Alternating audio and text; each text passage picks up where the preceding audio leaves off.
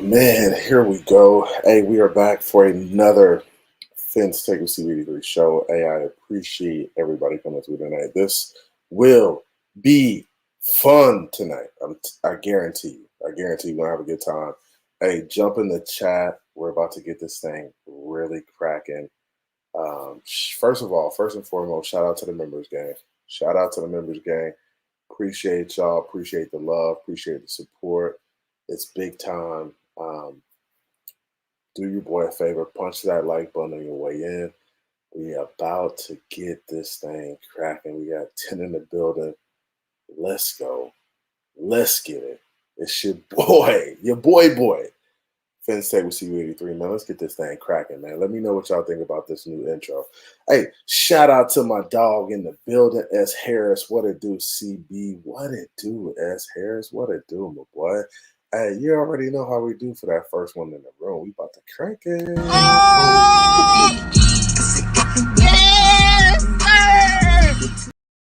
Yes, sir. Y'all already know what time it is, man. A lot to talk about tonight. We here. Jackie Treehorn, what's up, Jackie Treehorn? How you doing? It's Finn's the F up time. I love it. I like it. I like it. I love it. I love it. I like it. Appreciate you coming through, Jackie. Appreciate the support. Do me a favor, punch that like button on your way in. We about to get this thing cracking. Fire emojis in the chat. We need some fire emojis in the chat. Oh, my dog Ricky in the building. CB, what's good, my G? I haven't forgot about you with the business convo we have pending. Yeah, boy, we working. We got some stuff cooking. We definitely gonna chat it up about that, Ricky. Appreciate you sliding through. Danny, I see you. What's up, CB? How are you tonight? Hey, appreciate you, man. I'm blessed. I'm good. Big flag football tournament tomorrow for Cam. Right here in Davenport, Florida. We're gonna have a good time, man. But yeah, we're excited about his tournament tomorrow. My wife is traveling; she'll be back tomorrow. So, man, holding the kids down and getting it in. McBrown in the building, hooked up. Joe, what's good? What's good, McBrown? What's going on with you? Hooked up. Joe in the building. Sharif in the building, man. I appreciate all y'all, man. I appreciate all y'all coming through and show love. Shout out to the 242. Shout out to Nassau. Shout out to Elutra. Shout out to Freeport. All right, shout out to the Bahamas, man. Hey, shout out to all my Bahamians, man. You already know what time it is. Batman's Pops in the building. What's good? I don't know who channel this is, but I hit the like button anyway. Hey, I appreciate you. Even though you're one of the leaders in the Wolfpack, Batman Pop, I really do appreciate you, boy. Really do appreciate you. Pittsburgh Dolphin in the building. Jose M in the building. You already know what time it is, man. Let's get this thing cracking. Let's go. Y'all ready? Hey, y'all got to tell me y'all ready in the chat. Say we ready. Somebody got to say, hey, let's go. Let's go, CB. Let's get this thing going. I ain't cranking it until y'all say let's go. I need my chat. Shout out to the chat, man. Chat be holding it down. We got 20 in the building. Chat, let's rock, man. Let's get this thing going. Hey, YouTube need to tighten up on the comment section, too. Comments be mad slow, B. Mad slow. Now I see him. I see him for sure. Let's go. Let's go. Hey, we about to crank this thing. Let's get it.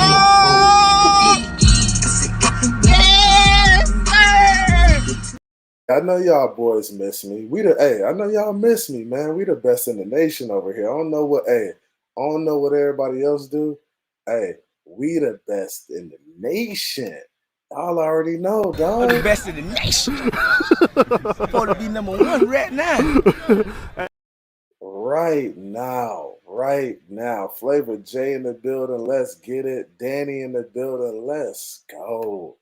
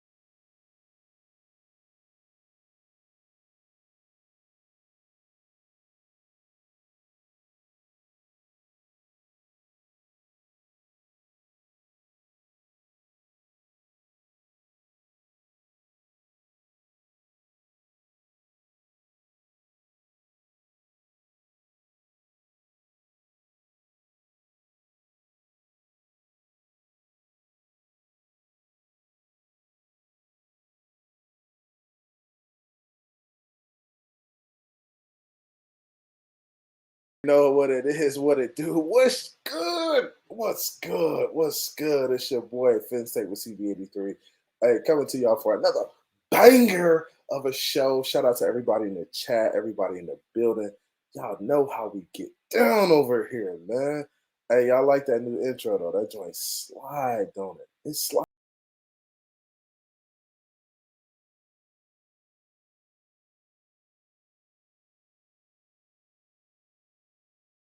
That girl, you see Ramsey on that thing. Boy, you know that. It's look cool that. You already knew that. By my cheese, tell the truth. That cool. Hey, man, y'all already know what time it is, man. Shout out to everybody in the chat. We in here, man. Shout out to the homies. Hey, Rashad J, I see you. He say, where you been at, fam? McBrown in this joint. What's good with y'all, man? Shout out to all the homies. Shake Money in the building. Me and Shake got something cooking too, man. Shout out to the homie Shake Money in the building. I gotta go up for the homie Shake Money one time for the one time. Like,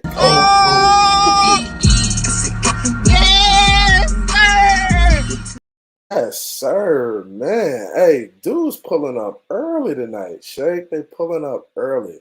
They must got a lot to talk about, man. Dang, you got hey, what's good? What's good, Ian? What you doing in here this early, man? You don't usually come in this early, my boy. Hey. What I tell you, CB, when I pull up, right? There is no listen. You immediately you bring me from backstage, bro. There's no waiting. There's no waiting. Hey, When I had pull to up, keep him. bro. I had to You keep. know that. Hey, chat. I had to keep him on ice for a little bit.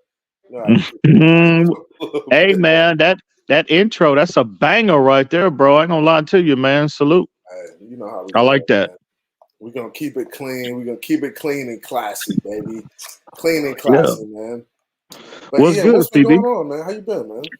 Man, I've been good, bro. Just man, I've been kind of staying out the way as far as the internet goes. Hold up. It's very hard for Ian Dolphin to stay out the way. I This I is would just something that's really hard for him to do. I How are you I accomplishing definitely this, it bro? is extremely difficult because it's a lot of foolishness that's always in the community, right? But I've been, I kind of been staying out the way. I've been working, man, just been busy and stuff, man. Same old, same old. But yeah, man, we here now and let's get it, bro. Let's get it. Man, so and I'm sure we're gonna have some other guys pull up too. But I wanted to first get into and we kind of foreshadowed this, right? I haven't been live in maybe like almost going on 2 weeks now, and we kind of talked about the Waddle deal and what it would entail. But the Miami Dolphins got it done. They got the extension done. How did you feel about the money in the deal? I thought, first off, well deserved. Um, Waddle, I feel like is a top 10 wide receiver in this league. 7 to 10. Well deserved. You can't deny his production since we drafted him. Right, 3 straight 1,000-yard receiving seasons. And I think he's poised and positioned to having probably his best year this year. So I felt the production was there to validate the contract, right? The number to which they got him at, when you dig into the details and you look at the real money, Yeah. over 5 years, they got him, just a little north of 20 million a year. And I think that is the sweet spot for the caliber of player based off production that he's given us as a Miami Dolphin. So I was A+. I gave that contract signing an A+, bro. Yeah. I thought it was a good deal. I think it's a lot of money, right? And I think that's the going rate for top tier wide receivers at this moment. Mm-hmm. And I think when we look at deals in the NFL, we got to base it off production. We got to base it off their upside, and you got to. I mean, it's market value, right? Everything's kind of market value. Waddle in the open market right now would get that type of money, or even more, right? He would command that type of money. So I was happy the Miami Dolphins got it done. Very happy they got it done. Now we can put that to bed, and he can just play and feel free and not worried about being injured or worried about getting his Mm-hmm. next deal. He can just go out there and be himself.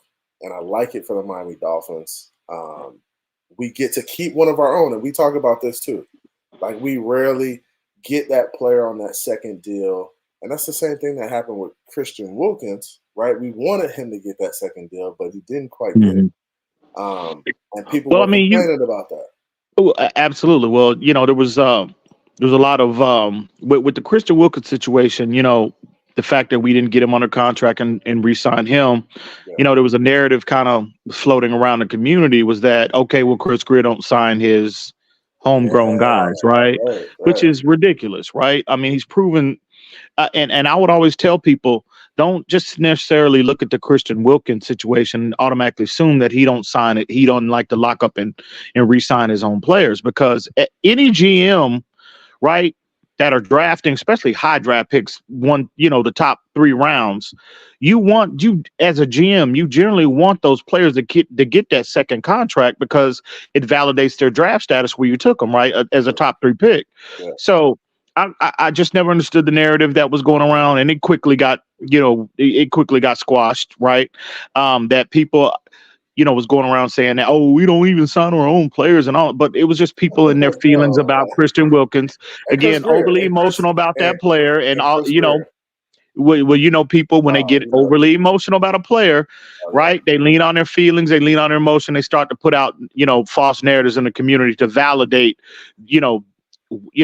the fact that they're in their feelings about a particular player. So at the end of the day, bro, listen, Chris Greer, he has a philosophy in terms of what he values positionally on the team as foundational pieces of building a roster, and wide receiver happens to be one of those big, one of those more important and prioritized positions. So when all that Christian Wilkins stuff was going around, even before he even walked and signed with the Raiders, I told him, that's just not that the defensive tackle position is not a position, from Chris Greer's perspective, it's not one that's high on his priority list in terms of like allowing that player to reset the market. You know what I mean? Yeah, they value the position. Like, they had a number assigned to that position. Obviously, Christian Wilkins, he felt like he was worth more, in which, salute to him, he went out and got a contract that was exceeding the amount that the Dolphins were offering him. So salute to that man. But that's just the situation. That's any GM, bro. That's any GM foundationally, philosophically, on how they think they should construct their roster. That is what Chris Greer's approach has been. And again, all of that nonsense is out the window now, because obviously Waddle, we selected him 6th overall in the 2021 draft, and homegrown player, developed him. So shout out again, like I said, I couldn't be happier with the contract they gave him. Man, I think Chris Greer's probably had a really good offseason. I think he's quietly had a really good offseason of signing good players, signing guys. You let some guys walk. I think that's a part of, every NFL offseason. Some guys won't be there, right? Your constant NFL rosters, there's a lot of turnover. But I think Chris Greer's had a really good offseason. And I think he's built this team back up to where we feel like they're contenders, right?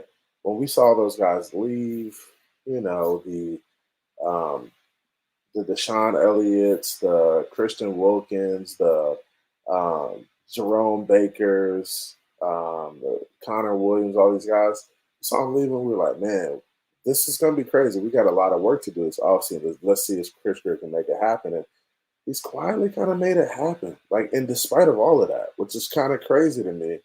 I don't really see many holes on this roster left to fill. Quietly, I think he's put, at least on paper, he's put a better roster on paper than what we had going in at this point last year, when we felt like last year that was the most talented. Hey, that's a hot take, Ian, because a lot of people don't feel that way. And that's fine. Everybody can have they're entitled to their own opinions. But when you look at, you upgraded the second level, and I'm just addressing the defense right now. You upgraded the second level. You upgraded the back end, the secondary. There is at least as right now, there appears to be a minor hole at the defensive tackle position, with Christian Wilkins no longer here. But I think collectively as a group, the players that you signed, there's going to be one or two guys that I think that really, elevate themselves and really cement themselves as, legitimate starters out of that group of players that we signed. So I think, again, overall, you bring in Odell, the draft that we had. I think Mason overall, bro, Rule, we're a yeah. better team. We're a deeper team than what we had last year, in my opinion. And that's what I would say. I would say we are a much deeper team. I would say last year we were good. But it was very top heavy, and I think we realized that could come back to bite you in the ass when you don't have the guys who can step in for those guys. Let's say somebody does go down for an injury. Who's So that? hey, Doc, Hey, hey, do you know hey, who that is? I have no clue hey, who that. The haters I are out love it. early, boy. I've been up here Hey, 5 minutes, so they already out. They already coming out in droves, bro. Damn. hey, Can can I shout out to can the can I homie. get can I get 10 minutes? Can I at least get 10 minutes before the haters start coming Hey, out, please? hey, shout out to the homie Doc Reggie Brown in the building, man, with the $2 donation. He said, CB, you really do need a better co-host. Damn, that's Damn. cold, bro. God damn. But Hey, it's cool. I shout out get to it. the homie, man. Shout out to the homie. Hey, Doc is a brother of the show. We got to show Who? love to Doc. And His name is Doc? Oh, okay. Yeah, I don't know. you know he definitely trolling you, but I appreciate the support. I don't know who that is. So, but yeah, man.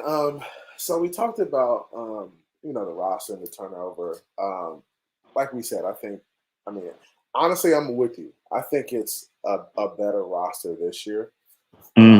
And people will say, "Oh, you don't have anybody to replace a Christian Wilkins.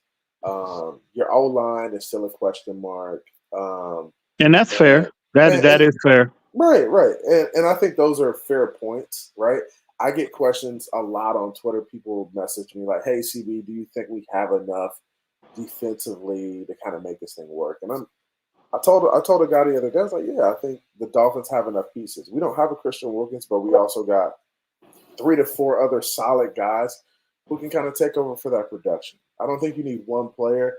I think those defensive linemen need to be a unit. They need to be deployed as such. Now, on certain downs, certain guys need to specialize in certain things. So that's how I see the unit kind of moving forward. But I think the linebacking unit is better. I think the secondary will be better. Up front, we're going to struggle out the gate maybe because of the edges. And, some of those guys may be younger and experienced, but that'll be to Weaver to kind of hide some of that or to figure out a way to kind of – and you can do that by moving the guys around, stunts, movement. Right. There's a lot you could do. Blitzing, and again, we know he's philosophically, we know he's a more aggressive he has a more aggressive style, well, at least projected aggressive style than what we saw with Vic Fangio. So, there is some uncertainty. I don't want to sit here and say, that there aren't like this is a perfect roster. It's not. But at the end of the day, there is uncertainty at some areas. But I just think overall, collectively, when you look at the moves that they have, I think, on paper, I just think it's an overall deeper team, especially when we get healthy. We get on the D line when we get Chubb Phillips back.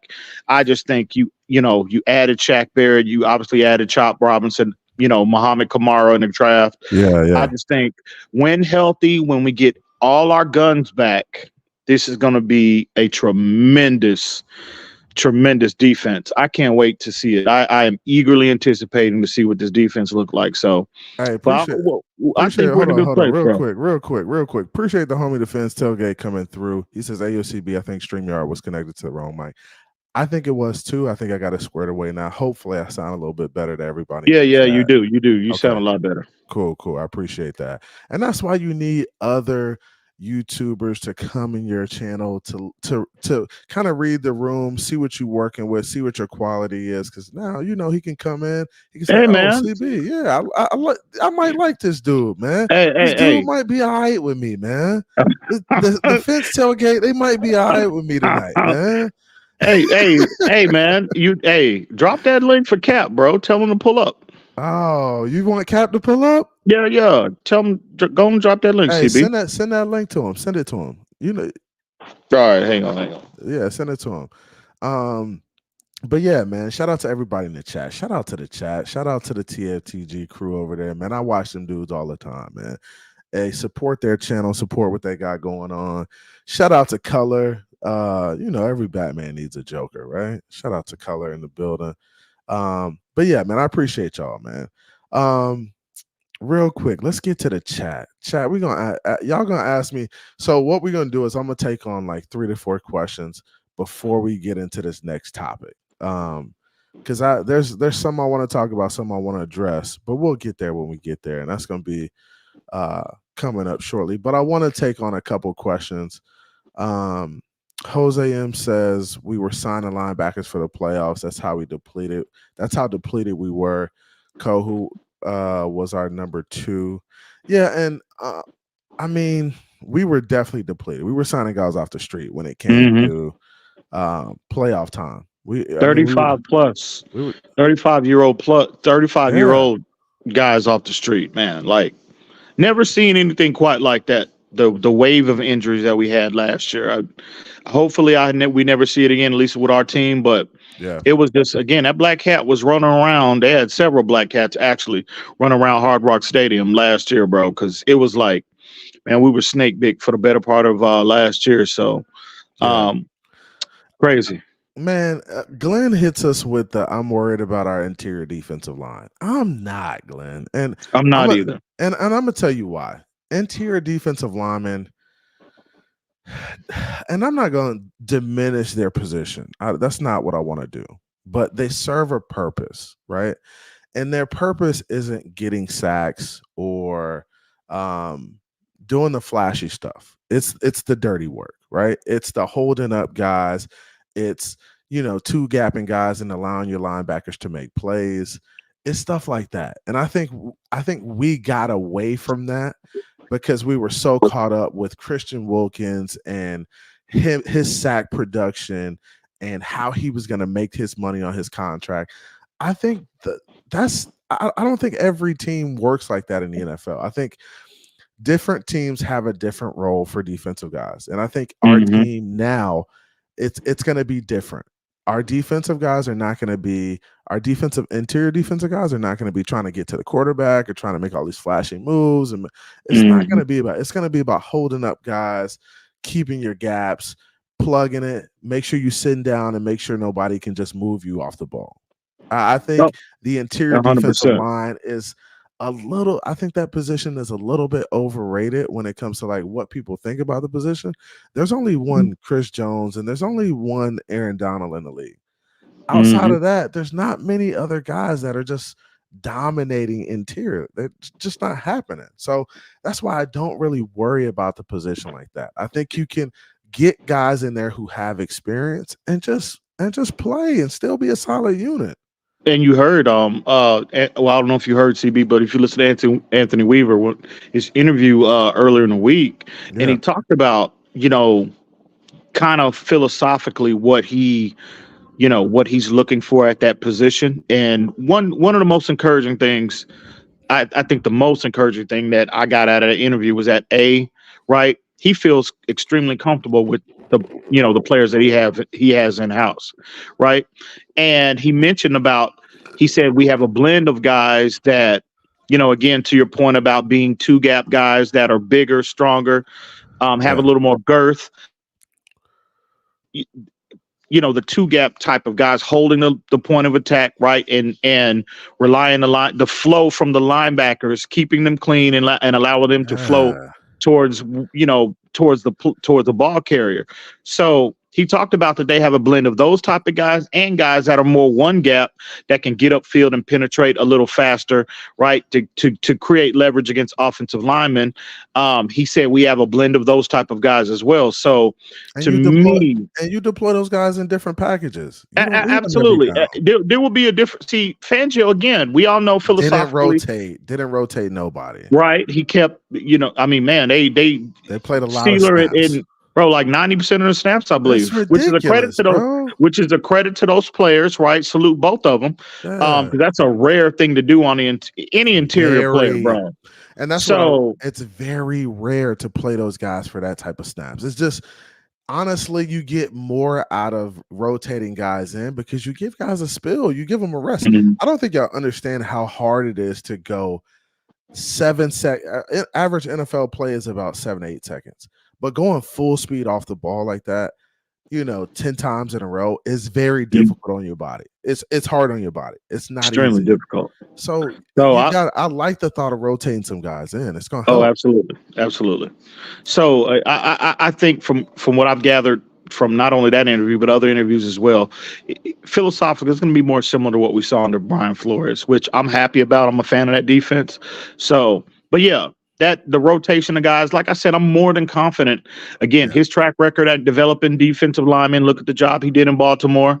I'm more than well, I'm not going to say more than comfortable because there's an unknown right there, but I'm comfortable. I'm not in panic mode to where we have to go out and swing a big trade to bring a guy in, or invest big salary cap money in bringing a guy in this year. So one or two of those guys are gonna, I think, kind of elevate themselves to the top of the depth chart. And I think overall, and again, it's just not the D line when you're talking about, because the focus should be where are we overall as a defense, right?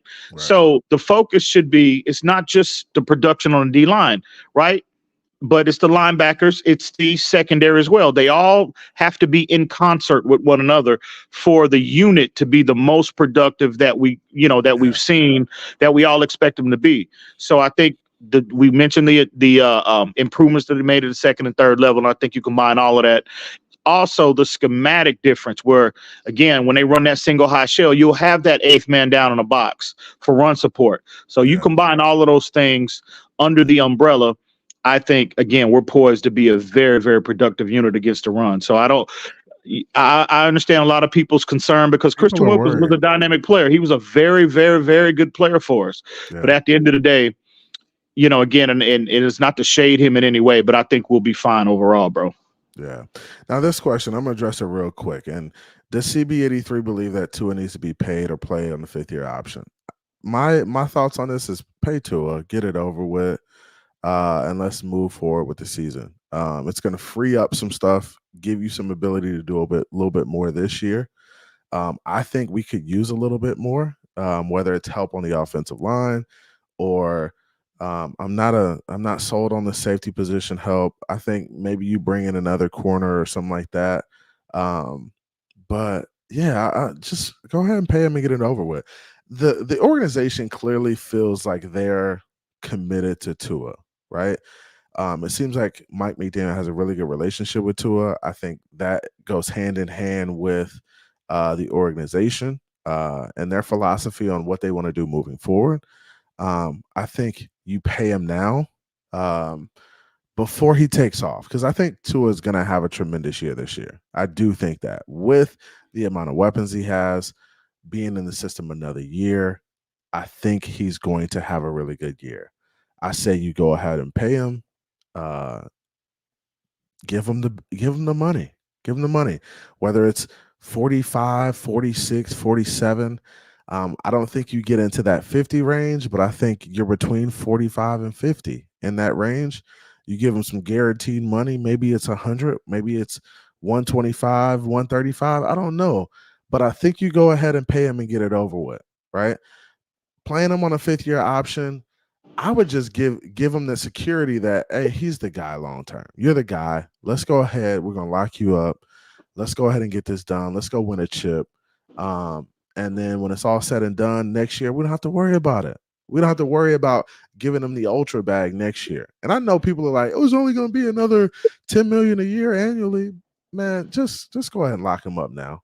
I don't think Tua's going to do anything this year to say, no, we're not going to give him the money. I think he's more than capable. He's only shown that he kind of gets better each year. Just pay the man. That's my thoughts. Pay him, get it over with. Let's keep rocking and rolling. That's my thoughts. Well, Tua, he's earned a contract, right? People will say he hasn't earned it, and that's what bothers me, bro. Those are idiots. Those are fucking idiots. Pardon my language, but Ian, and this is my thing. People will say he hasn't earned it, right? And people will say, hey, make him play on his 5th-year option. What else is he proving in this 5th-year option? What, that he can stay healthy? He stayed healthy last year. Like, what else does he need to prove, guys? I mean, that he can win a playoff game or that he can win a game late in the season. So y'all are going to base his contract off a three game sample size? because he didn't win late in the season. Like, what are we For talking about? Like, it's for the ridiculous. people, And shout the out to people, Lou. Lou, what's good, man? Lou, what's going on, bro? What's good, fellas? What's good? What's good? Mm.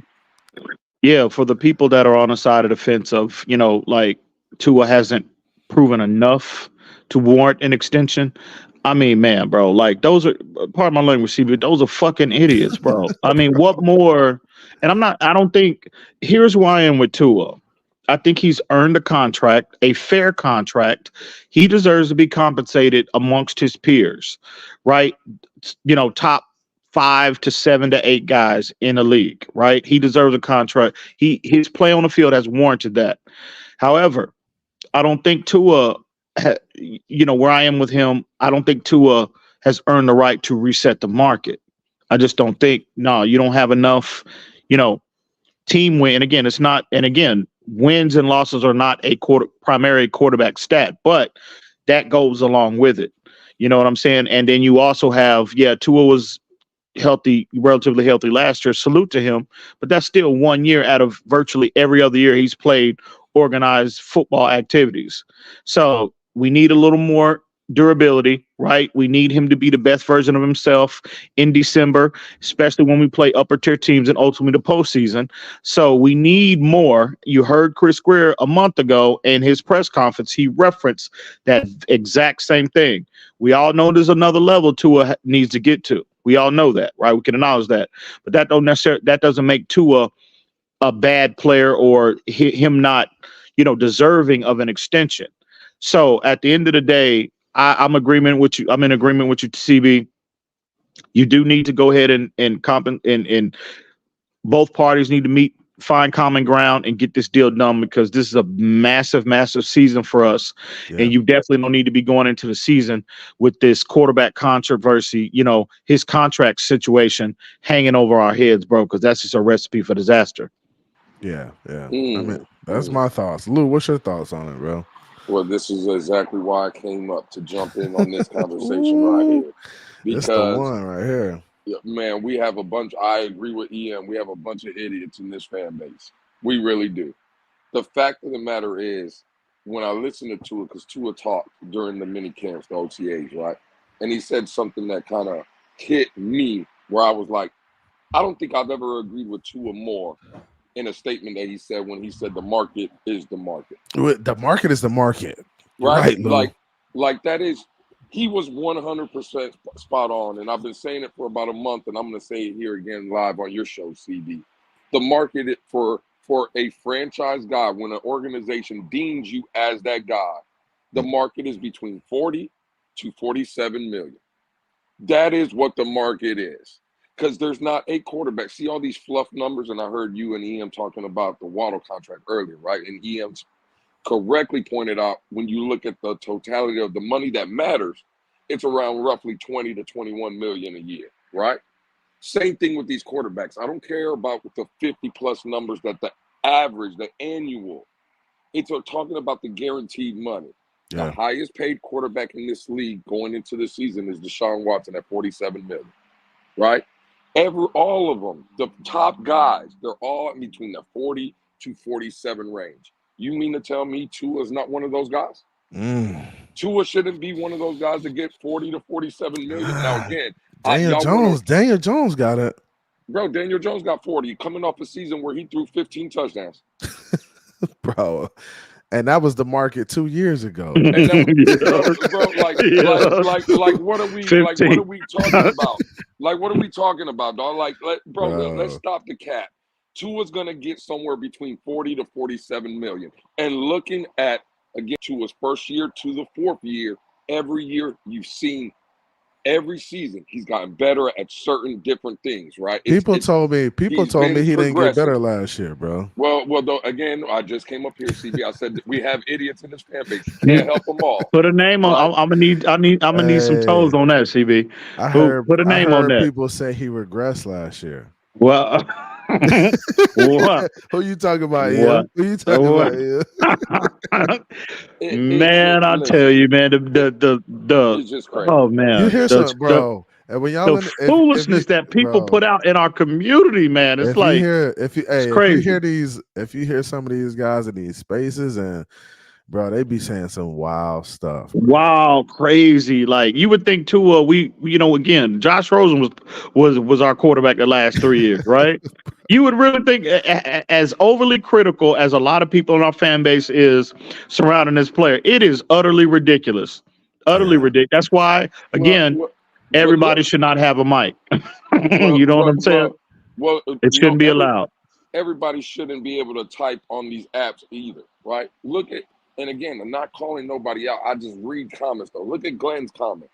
Tua, if a contract is not done before training camp, Tua will hold out. What? I'm going to ask you two gentlemen a question, because I've yet to walk the face of this earth.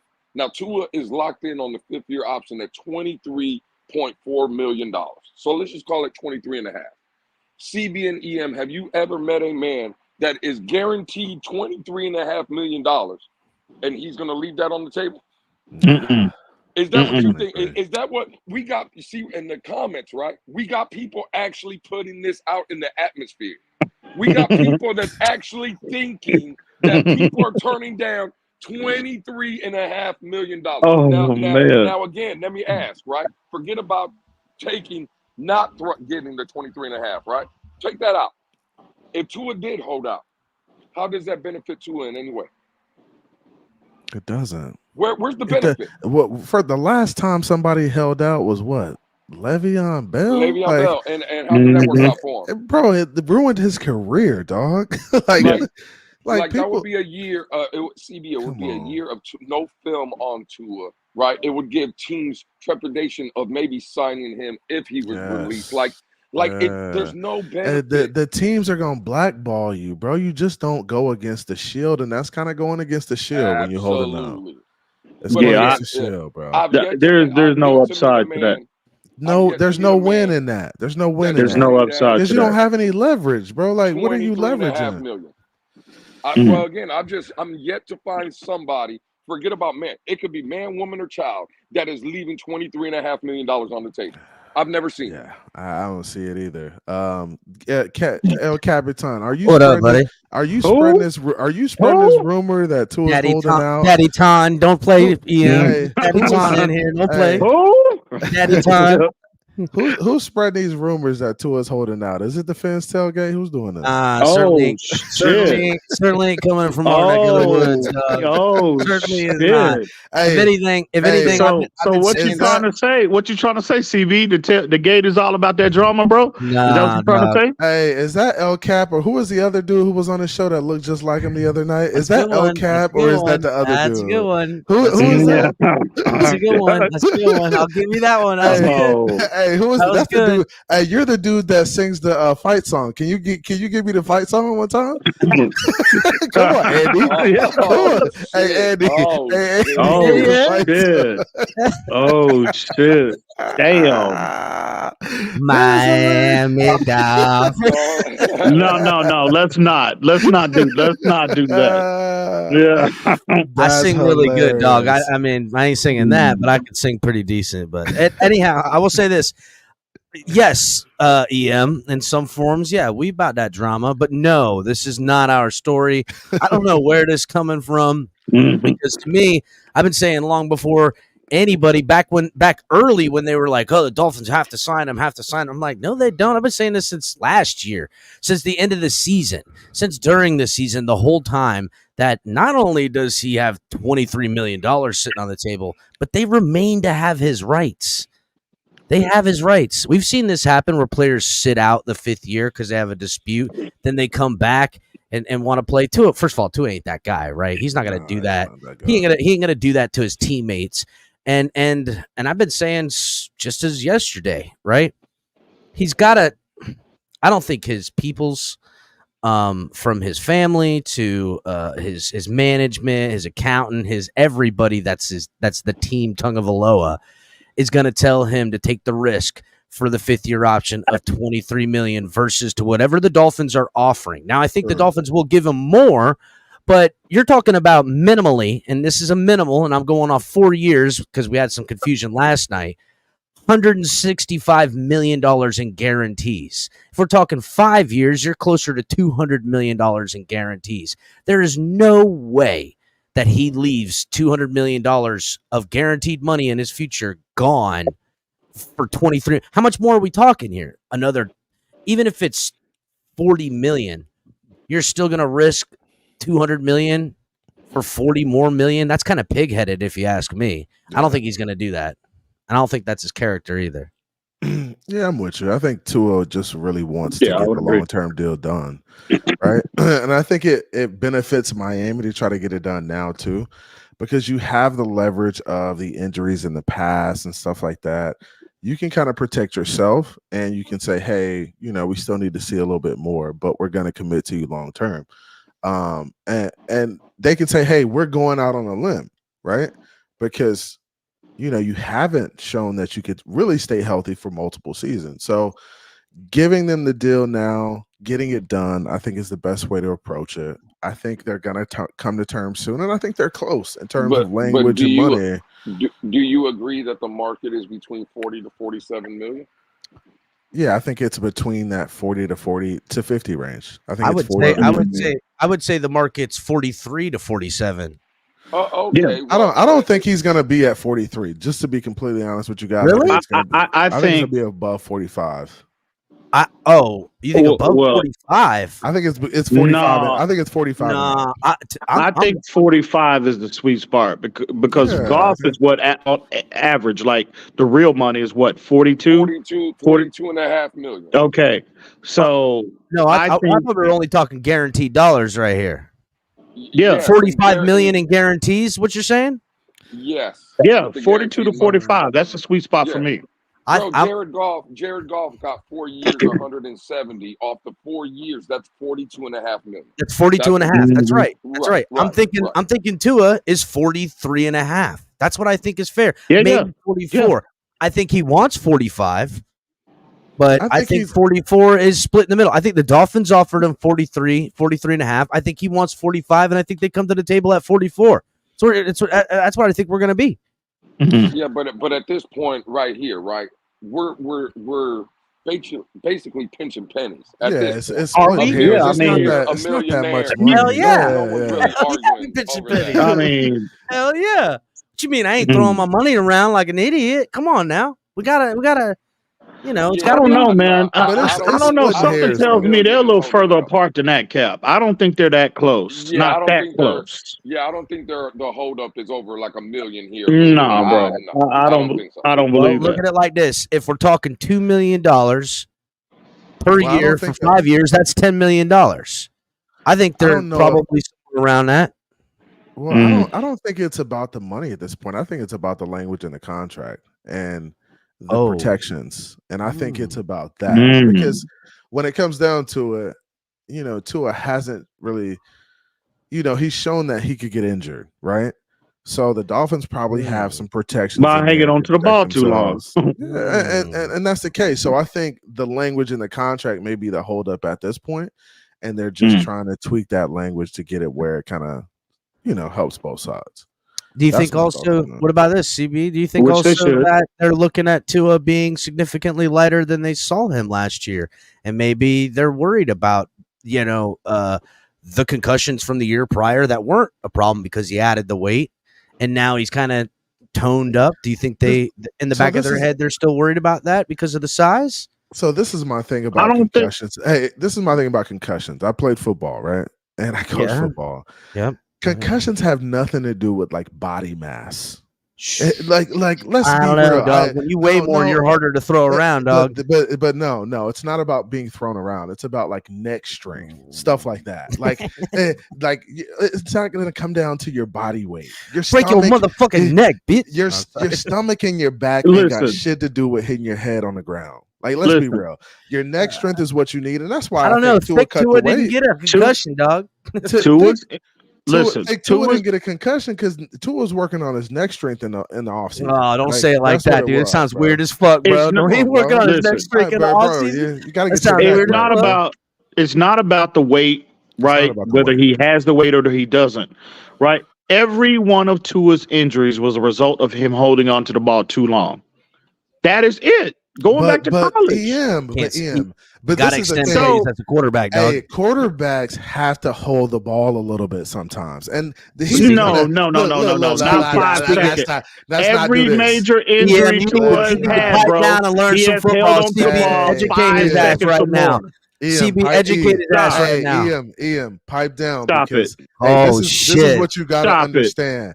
QBs are gonna take hits no matter what. They're gonna hit the ground. I understand that, but not massive hit. The game is literally set up to protect the quarterback, bro. Doesn't matter. You want to be a great quarterback, Ian. You gotta hold it sometimes, dog.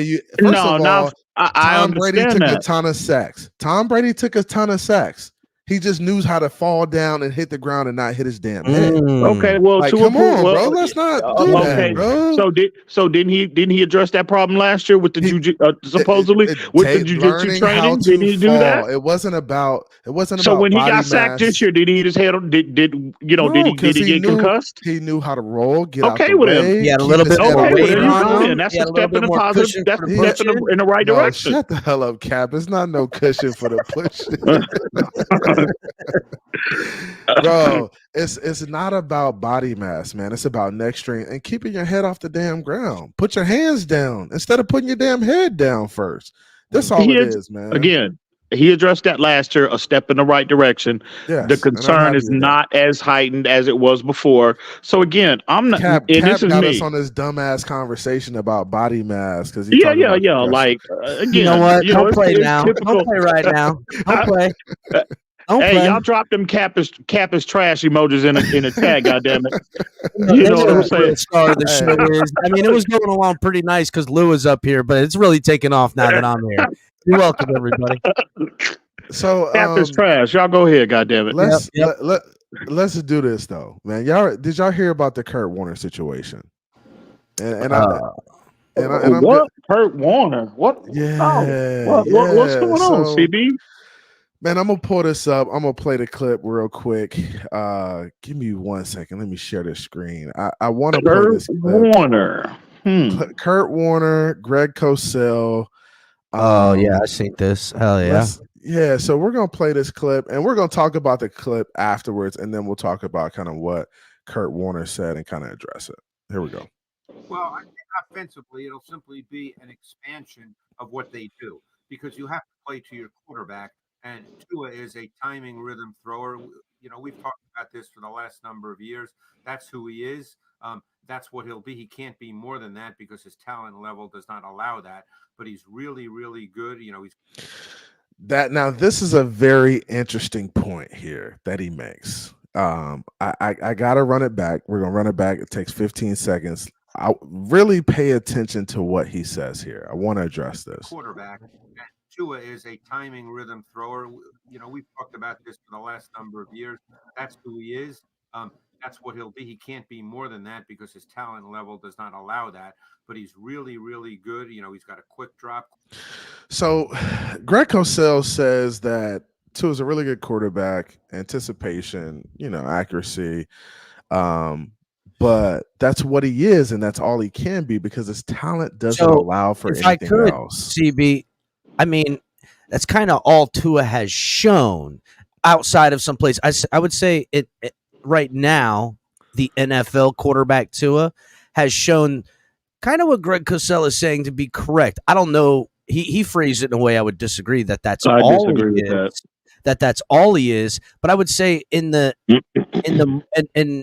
whole of his NFL career, I think he's not wrong. He is a timing rhythm guy. We know he's not the big arm type quarterback, right, and he's not a running quarterback. So being a great timing throw pocket quarterback is exactly what he is. I don't know if it's needed to be. But does he not? He not have the talent to do other stuff on the field? Well, that's no. He does. Hold on a second. Hold on a second, Ian. Ian, because I'm going to tell you I agree with both of that, and I think this guy saying that that's all he is wrong. But I think Tua would agree that that's all he's probably kind of shown, which is why he has leaned down to become more mobile and do what EM is saying he shouldn't do is extend plays to get bigger plays to push the ball down. No, I never said that. No, I never EM said is trying to argue against that. I heard you arguing with CB earlier. No. Don't try to tell me That's what not what I did was here, saying. bro. Man, That is Cap- exactly No, what that's not what I was Cap saying. on here, hey, Cap on here.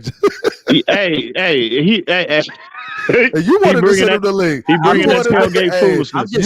I'm calling bringing what that it is. tailgate I'm sorry. I know foolishness. What he's everybody in the doing. chat heard what I was heard, but both of you just fucking lying right now. bullshit. Oh They bringing my that tailgate gosh. foolishness. No, I never said that. That's not the point that I was making. And first off, let me address Greg Cosell, who I have, a lot of respect for. I've been watching and listening to him for years. But this is where we got to part ways because him, not only Greg Cosell, but there's a lot of this narrative that's surrounding Tua, right? That he's in terms of talent, arm strength, mobility, that Tua is he's deficient in those areas. That's just never been the case. That is not what he said. It's not He said, hang on, that's exactly what he was saying. He said he doesn't have the talent in those areas. Exactly. This is what he said now. His words, not mine. Cap. You keep fighting it, but the man just said it. Hey, listen, first of all, fuck Greg Cosell. I don't give a shit what that hoe says. That's your boy. It must be your boy. It must be your boy. I'm Is telling that your granddaddy? Is that your granddaddy? Fuck, I wish, dog. I'd be having a bigger podcast than I do. What the fuck are you talking about? I wish that was my I'm meeting with my granddaddy right now. That's Unc right there. That's Unc. Hey, fuck yeah. I'll let it be Unc right now, dog. I'll let it be Unc right now. Is this Andy I'm talking to or Cap? Is this Andy or Cap? He got one trick pony over here. Hey, TD83. Let me finish my point. So yeah, please do. God, we're going to sleep here. So that's cute, Cap. Real cute. But but even going back to Alabama, right before he was injured, I always felt like Tua. You look at the pre-draft evaluation, and I'm talking about primarily before he was injured. Tua was, again, he wasn't Lamar Jackson in terms of mobility. He was never been Josh Allen, Patrick Mahomes in terms of arm strength. But I felt like Tua had enough of everything, enough of mobility, enough of arm strength, and then he excelled with accuracy, timing, rhythm, ball placement. Talking about college Tua. But yeah. Before he got injured. Once he got injured.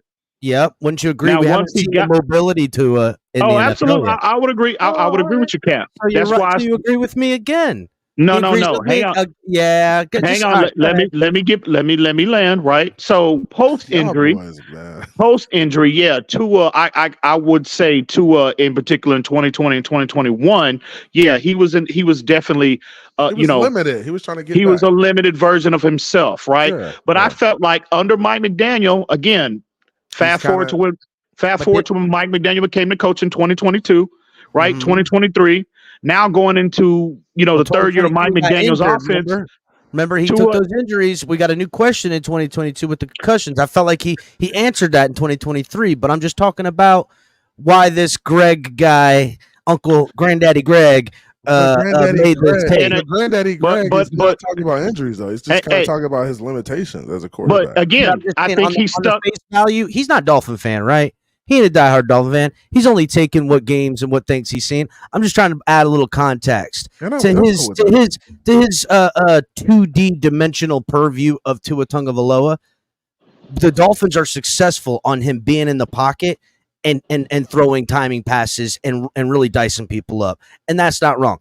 They haven't been successful asking him to win games with his big arm because it's not really smart to do that. Or how is he not? He's one of the most aggressive quarterbacks down the field. Throw deep throws, but I would suggest the thing I saw from Tua in 2022 to 2023 that he did better was not just throwing the ball downfield, but throwing it earlier, recognizing it earlier, and it being in timing. These bigger arm guys can make up for it with their arm reading it late.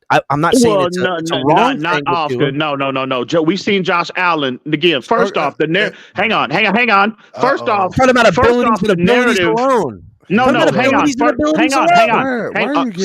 are you getting EM started, bro? Because this man has terrible takes. He puts everybody No. I gotta help him out. I gotta help him, CB. I've been trying. He's been my project all off season. All right, can we please get some order restored here, right? All right. So first and foremost, the narrative that these big arm quarterbacks don't have to anticipate and don't have to, throw with timing, all that is ridiculous. How many fucking late throws we've seen Josh Allen, late reads make, and he's trying to make up for that difference, right, with arm strength, and it get him in trouble. How many times have we seen Pat Mahomes do that? So every quarterback at this level, bro, right, has to anticipate, has to throw on time. Every one of them. So this narrative surrounding Tua, he's the only quarterback in the NFL that has to win that way, is fucking ridiculous. You don't know the game. So stop it. That's ridiculous. And again, I expect more from Greg Cosell. I expect a lot more from him, because to hear him say that again, and he's trying to box Tua into a, trying to box him in and act like he's the only one at this level now that has to win that way. It's fucking ridiculous. Y'all need to stop it. And this is my thing. I think he worded that wrong when he said he doesn't have the talent. Agreed. I think he just worded it wrong, right? That shit is ridiculous. And I think old dude, man, cut him some slack. Yeah, and I think he's an old dude, and I think he came across and he said it wrong, and he just used the wrong wording when he said he doesn't have the talent to do that. I think he meant like, hey, he's limited in certain areas, and that's fair. For you to be like, hey, he's limited in certain areas. That's well. First off, to say a player is limited, like they have limitation, to me, right? That's telling me that a player can't do something. You know what I mean? A player, but it's not saying they can't get better at it, though. Well, I mean, that's not saying it. That's not saying he can't get better. If I say, hey, Tua's has limitations are, hey, he can do. He's struggling to get the ball down the field. That's one of his limitations, but he can push through that. That's not true. That's not factual, bro. Yeah, I'm not saying that's factual. Under Mike McDaniel, and I think it was a combination of a lot of things. Again, Tua, the further he gets away another year away from that hip injury, right? And he's a player that doesn't have A+ arm, upper body strength. So again, in terms of his ability to deliver the football, doesn't have upper body strength. No, he don't have elite upper body strength, is what I said. So he has to rely on his base. He has to have a solid foundation. And again, when you're compromised hip wise, well, again, you're talking about generating torque and velocity on the football. Everything comes from your mechanics, from your feet, all the way through your hips to your upper body, ultimately to your delivery, right? If you're compromised in one of those areas, you're not going to be the best version of yourself physically. And that was the case with Tua.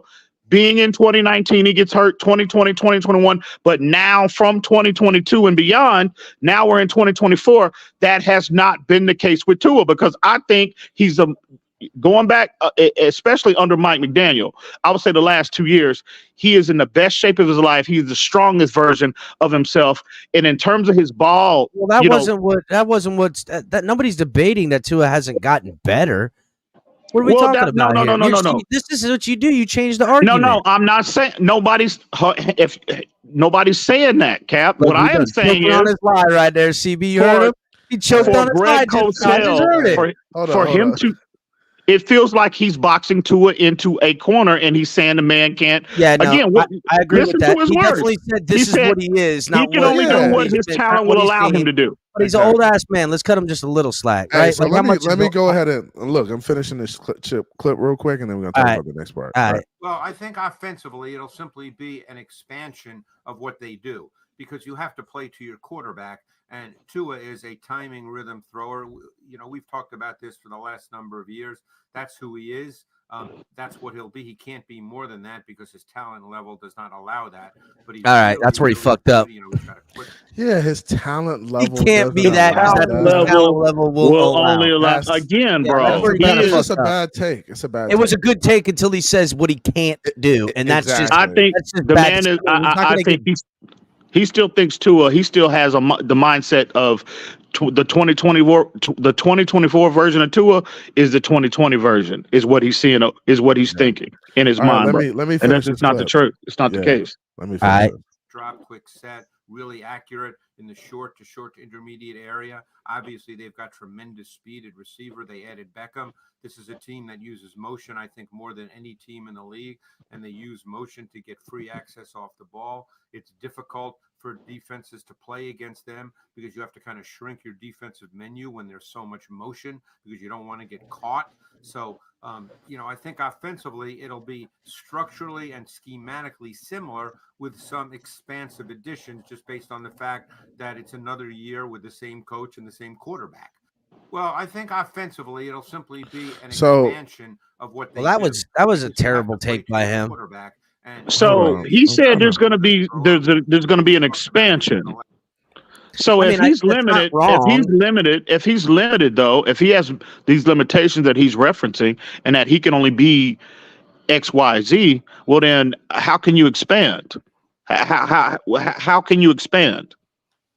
Yeah, and but he's saying he can expand by just being a better version of himself, which is the underneath, taking what the defense gives you, picking. He's been doing that. He's been doing that. Right. But he's saying that that's the only way they're going to expand is by doing what Tua does best. Right. They can't do anything else because Tua can't get outside of that box.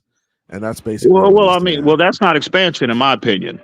Expanding is incorporating new concepts, right? Building upon the current playbook. They're definitely going to. Look, staying with the same offense and coaching staff, you're going to expand on your playbook minimally. So it's thinking that that's the only thing they're going to get better at is not right. So this is what I wanted to address. Kurt Warner comes out, and Kurt Warner post this tweet, and it kind of got the internet going. He said, "You guys know I love you, but what does that mean? His talent of quick processing, anticipation, and accuracy would make 90% of NFL QBs better, but we act as if he doesn't have the talent to be great. What I believe is the offense and Tua must improve on is getting beyond their number one option." And he says offense and Tua. Right, so he doesn't just say Tua, right?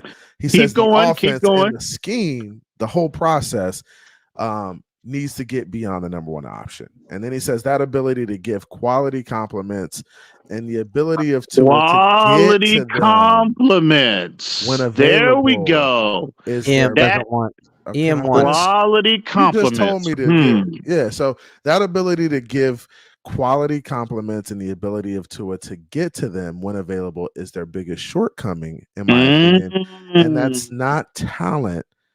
No, so to speak.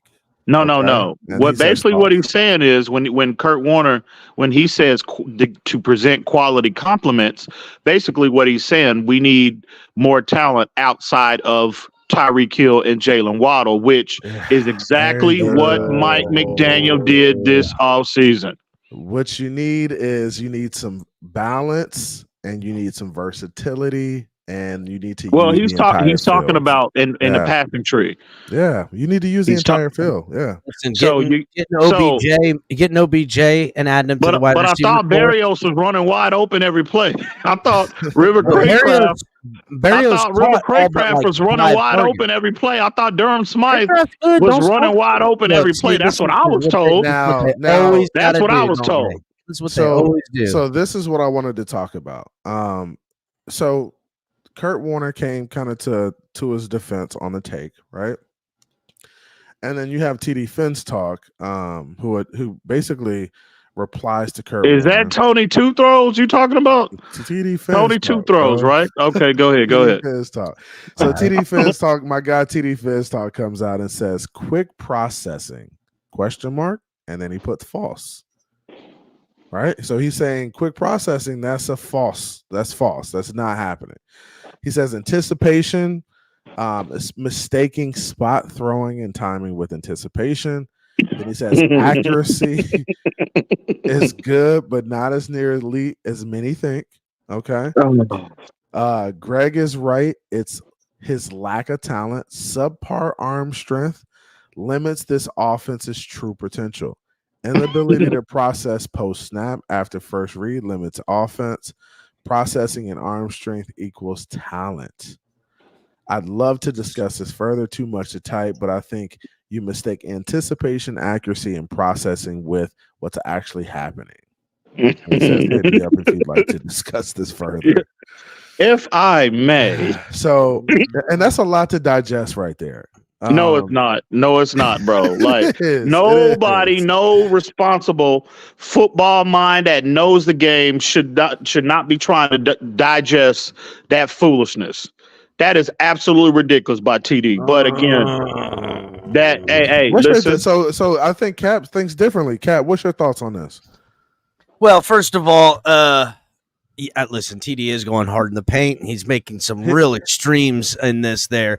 He's basically saying, you say he's going hard in the paint. What do you mean by going hard in the paint? I mean, we got to saying quick processing is false. I would say that statement is false. I think he does have quick processing. I would also say, lack of talent. I mean, look, here's the thing, right? It's kind of what I said in the earlier statement about Greg on making the assessments. It seems like everything is definitive with what we've been seeing from Tua. Yet I know that I've seen him get better every time. I don't want to say in a leaping form, but the baseline of what his talent is good enough to win a lot of football games. If he can raise his talent in the other ways, like arm strength, and his mobility alone, I think just if he can be more mobile and getting outside of the pocket, which is what I'm looking forward to the most, and what kind of zip he can have on the ball now that he's had a little bit of fine tuning at the quarterback position, I think they can be better. I could again, I wouldn't call these people's takes wrong saying that this is what I've seen up to this point, because it is the arm strength. And it is some of the things TD's saying why. No, it's not, bro. Like it's not arm strength. It is. No, it's not, bro. Okay, all right. It's not. All right. The analytics, bro. You think when I say is arm strength is the things that didn't get us out of trouble is me saying that he doesn't have enough arm strength. That's what you're thinking, and that's not what I'm saying. I'm just saying that he could have bailed us out with his arm at certain times, but he doesn't have the arm to bail you out that way. That's it. Well, in terms, okay, give me an example of when he didn't bail us out. I'm not going to sit here. I'm not rattling it off. I'm just talking about in totality. You know that Tua doesn't possess an arm that can bail you out the way some of the other quarterbacks have. Now, whether they have the ability to do it is differently. But I would say this. The guy for the Colts, AR-15, he has an arm that if he ever figures out, has the strength behind it to bail them out at times. But give me an example. Define bailing out, Cap. That's what I want. That's what I want you to do for me. Define bailing out. What do you mean? Broken down coverage, sitting in the pocket, staying strong, getting outside of it, whatever you got to do to then force the ball so far downfield that you're hitting broken coverage. Yes. Do you know how often that happens over the course of a season, bro? I understand it. I'm just saying it didn't. We know he doesn't possess it. That's all. I mean, but that to me, right? Because that over a 60-minute I just want you to know something real quick, EM. If you think you're so right about it, just know Rashad is in chat agreeing with everything you're saying, so that should tell you right away how wrong you really are. Wow. Okay, well that's fine. Well, okay. Well, I got data. I have data to validate everything that I say, bro. So just to say, you got Rashad agreeing with everything you think, and that should let you know. Like, wake up, EM, because Rashad is getting. He's like everything EM says. That's what he's thinking right now. And that should show you how wrong you are. Hang on. Okay, well, that's fine. But I have data to validate everything that I'm saying. So I'm just not here just popping off out the side of my mouth. So you're talking about like something, a play, a highlight reel, a highlight play that happens how often? Oh, during a season. You can count on one hand, right? Probably 3 fingers how often that play happens over the course of a fucking season. It's rare, yeah. That is ridiculous to use that as a fucking example, Cap. But see, and it's not, because at no given point is a defense accounting for that and needing to account. They will coach in a way that keeps more guys down underneath every time. Worried more about that than worried someone getting burnt deep, needing to keep too high. That only happens again, like I said, 3. You can count 3 highlights over the course of a year. Right, that actually happens, and it's maybe 3 guys in the NFL that can make those type of throws, bro. 72 undefeated says highlights that KC gets in every Super Bowl. So I'm just saying, have it we happens in the seen big games late in the year, bro? That's You when don't you see see all the bro, highlights. Can I ask Cap a question real quick? Have we seen him ever bail us out and make a play like that, like off platform? You know what? I've seen Tua. You didn't see him you didn't see him during the Chargers game? Can he answer how many the question? times Can you let him answer the question? Okay, go ahead. I have seen Tua shed tacklers in the pocket and stand strong and deliver strikes down the middle of the field. I have seen him do it in a way that that always impresses me when any quarterback does it. So yes, I have seen him do that. Have I seen him? I'm just saying the facts are the facts. Where if you're a fan of another team and your quarterback's got a big time arm, he's gonna bail you out inevitably in some of these games with that big time arm.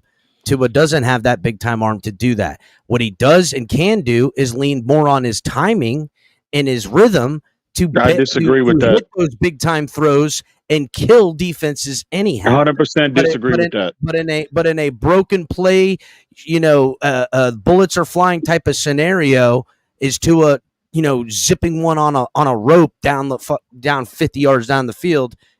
It's not something he has, and it's not. No, I did. I got to say that he has the EM is ridiculous. No. That example that you brought up is fucking ridiculous, right? That is like that. I guess it's ridiculous because it never happens in football, right? Virtually, it never happens. Virtually, it never happens. No. Okay, well, you need to watch more at the end of the day, then, so go back to the Chargers game when he was making, bro. I can chart 4. You're talking about the things he's done. I'm talking about the things that I see other quarterbacks do that I know can't do. Can I please finish my point? I did not interrupt you, Cap.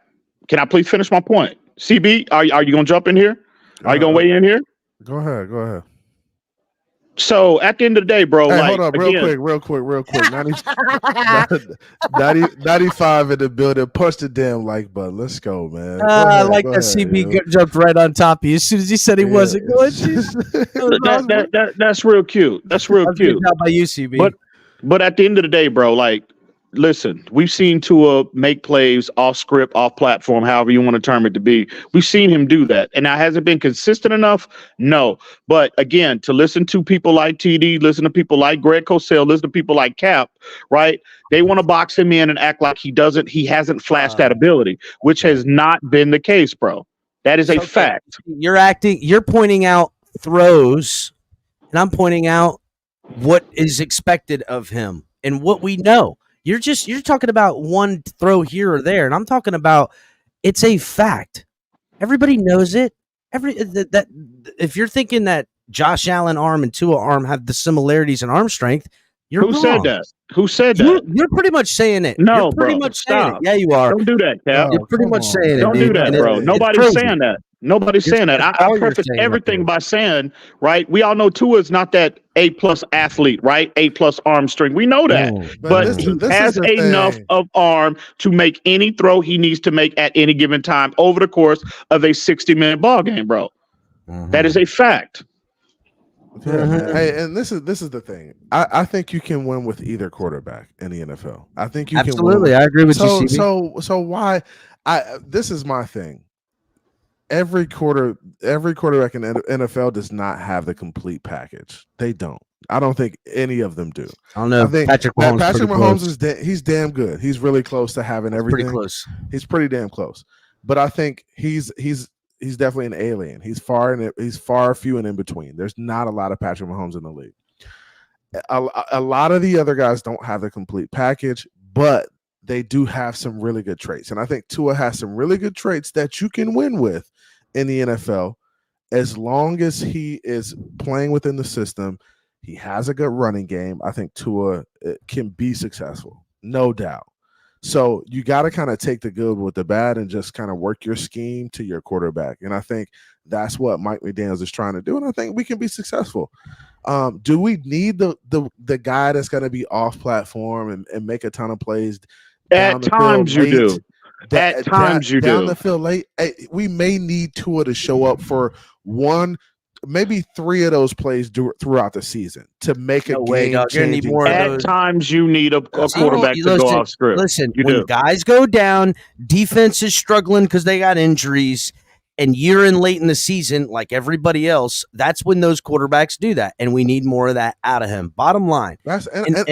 To some extent, I agree with you. Like, there's a reason quarterbacks get paid the most money, CB. That's it. That's the reason those guys get paid the most. They're the guy with the ball. They have the most opportunities on the field than anyone to make something happen. But you said it, though. He's done it at times. I'm not saying he hasn't. I'm just saying he needs to do it more late in the season and definitely in the playoffs when we need it the most. But it's only been one guy that has that ability, right? Mobility, arm strength, all making highlight throws and extending plays. I've seen wide receivers doing crazy stuff. It's only one guy that has won at the highest level, right? That has that ability, and that's Patrick Mahomes. So, is the objective to have the most talented guy? I don't know. Or is it? Are we about what's best for the team and putting the best team on the field for us to win games? Which one is it? I think Lamar Jackson is the king of making those off-platform, making crazy plays, right? That still don't get you a chip. Remember when Ben Roethlisberger was doing it too? A couple years back, Ben Roethlisberger would be all in the pocket, shedding guys, and use that big arm to hit people downfield. But Ben importantly, A.J. Brown. But Ben didn't become the great quarterback until he became more of a pocket guy. We've had this conversation before, bro. He won a Super Bowl in his early first year. Yeah, throwing the ball 12 times a game. Throwing the ball 12 times a game. Better. And I'm not saying they had elite defense. They had elite running game. They had elite receivers, bro. Stop. I remember. I'm not stupid. I know. He was a spoke in the wheel during that. Don't give him credit for that Super Bowl, bro. Stop.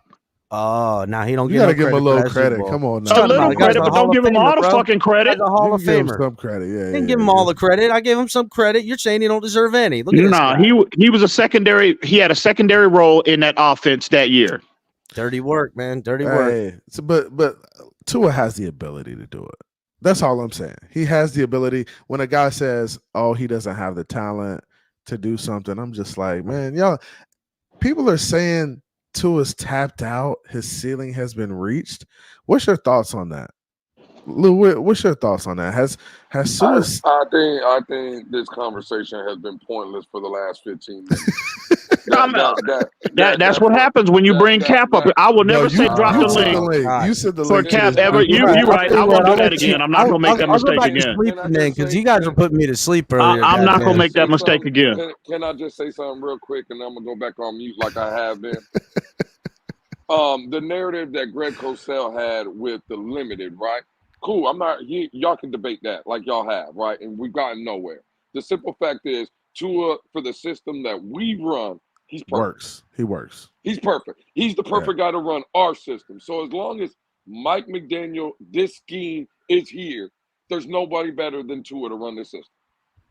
Because I wonder if Greg Cosell was calling Joe Montana limited when he was asked to do the very same things that Tua was being asked to do now. Anticipation, going on time, or Kurt Warner. I'll do you one better. Or Kurt Warner. Did he call him limited too? Were those guys limited? So again, like this conversation, y'all can go back and forth. I'm gonna go back on mute, but I would just want to see, like, okay, Tua's limited, let's say in the Baltimore Raven offense. I get you. That's where Tua's limited. But in this system here, the West Coast system, a variation of it, Tua is the perfect guy for this system. Now y'all got it again. Y'all can go back to arguing about nonsense for the next 15, 30 minutes.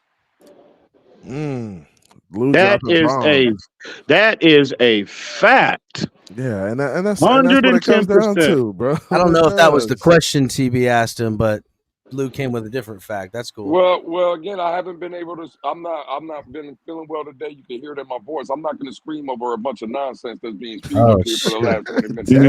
You said you talking nonsense, Cap. Hey, man, that's what happens when you. That's what happens when you bring Cap up here, dog. This is back-to-back days with you, Lou. Goddamn it. And he back-to-back days. Goddamn it. Hey, Lou on his damn neck right now. He don't like that. I didn't say Cap. No. First of all, I didn't say and you Cap. up here, I said the conversation for the last 20 he was talking to you, Cap. He was talking to you, Cap. You talking to EM then, Lou? Is that what you're saying? No, he know better than that. No, he know better than that. Hey, He know better than that. My homie used to be my ace. Now with a slap that taste out Hey, your mouth. You got to deal with Cap, and you up here putting TD Foolish Talks tweets up here on the show, bro. Like, come on, man. Probably what are the we best doing rated here? show. Probably the best rated show you had in a long time, dog. Hey, what are we doing here? Man. Hey, soon as you came on, it started plummeting, Cap. It started plummeting. It's like that.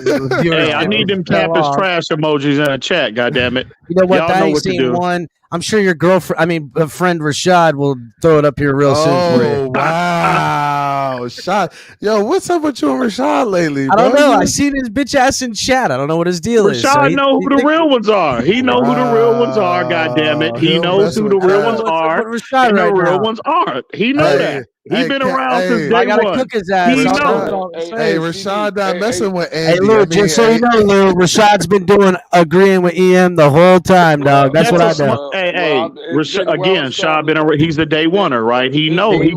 See, look, they roll together, Lou. They roll together. EM just he know the confirmed. real ones. Hey, it's been established already that Rashad is a goddamn idiot. That's Damn.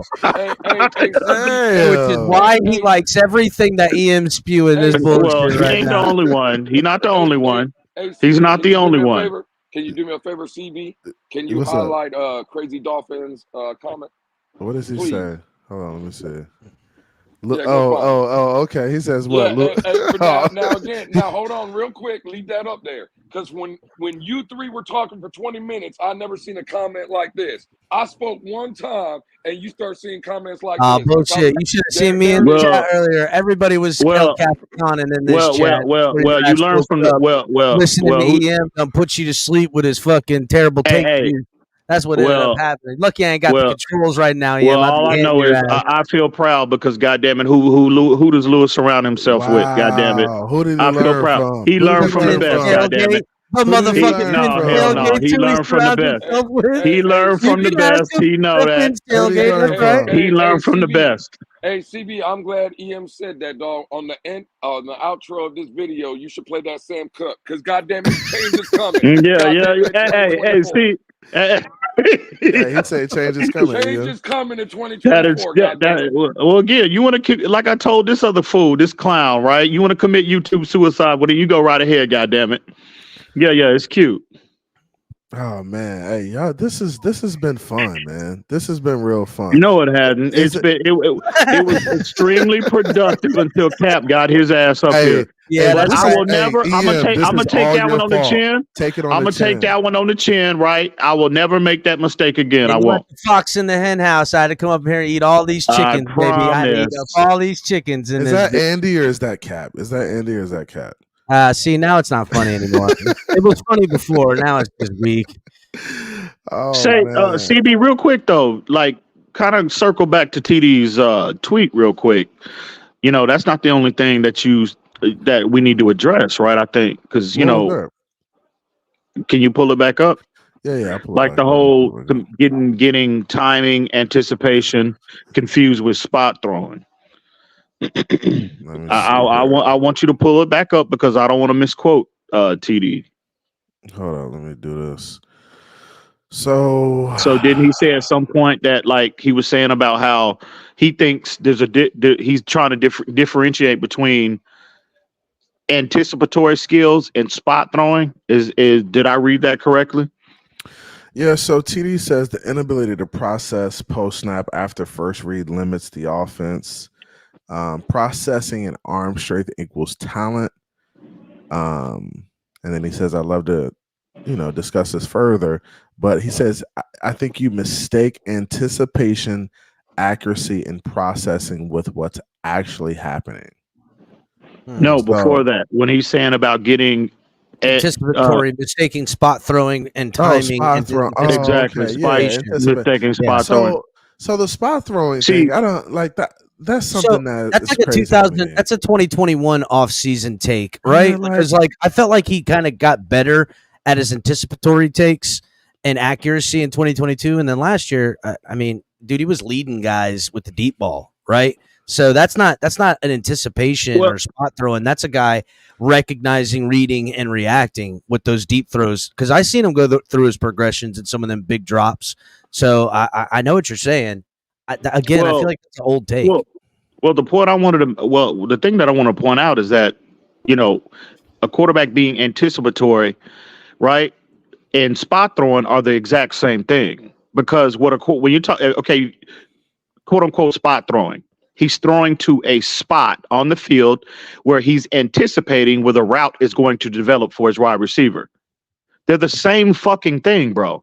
And I done told TD this that when he first brought, again, not to bring up private conversations, but he knows, and I'm sure he's listening.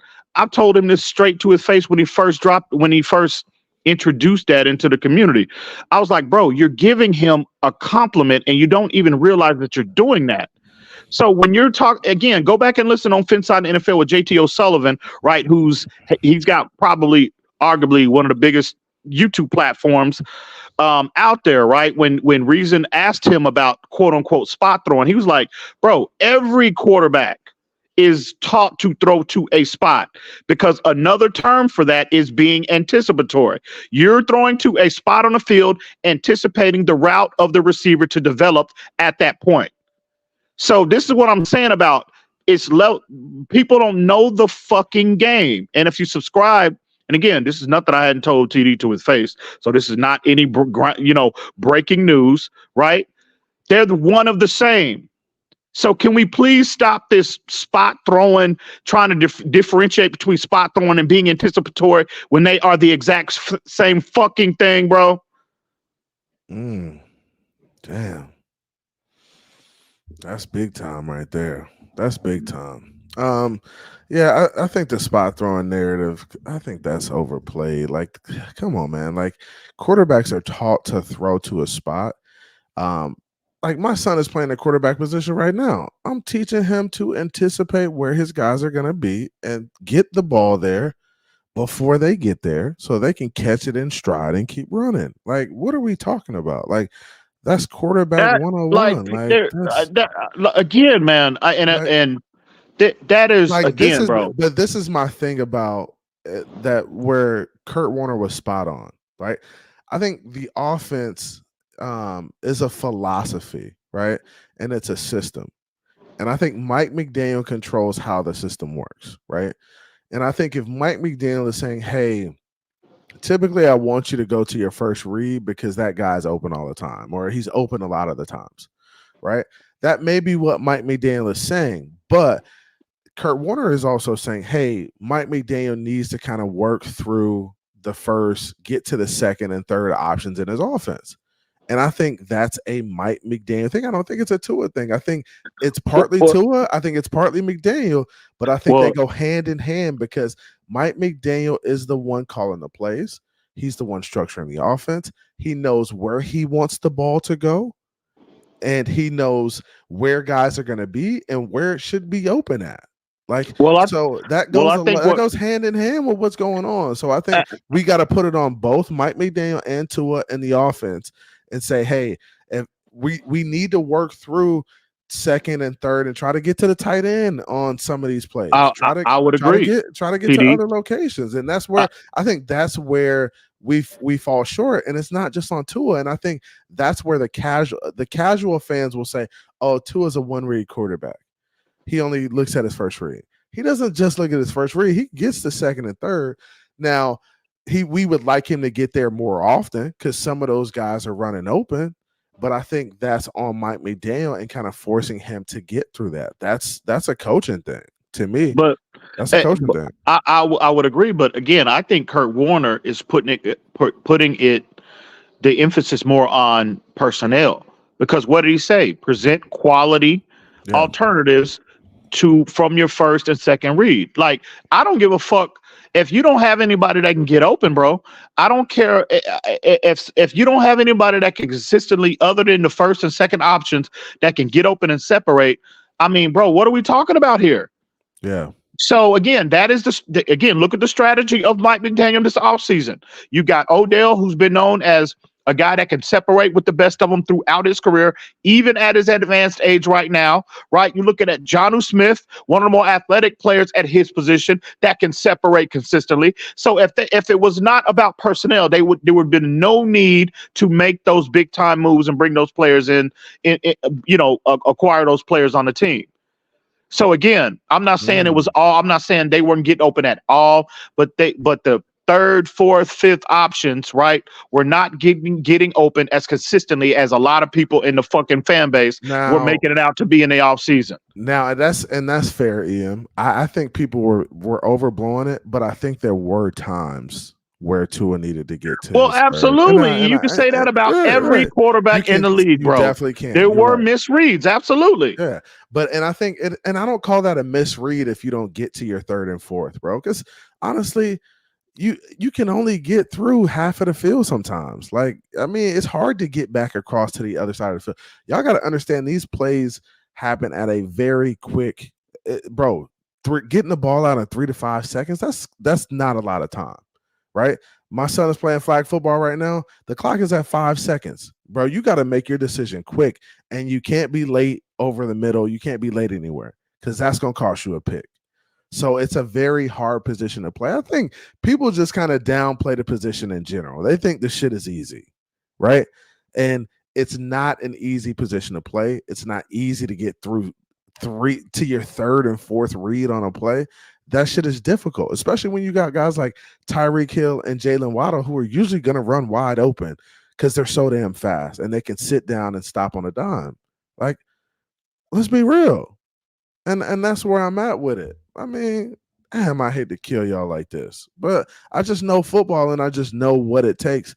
And it's very easy for casuals to be like, oh, you know, he doesn't have the talent. He doesn't have the big arm or the arm that's going to get you out of calling trouble. PD a casual.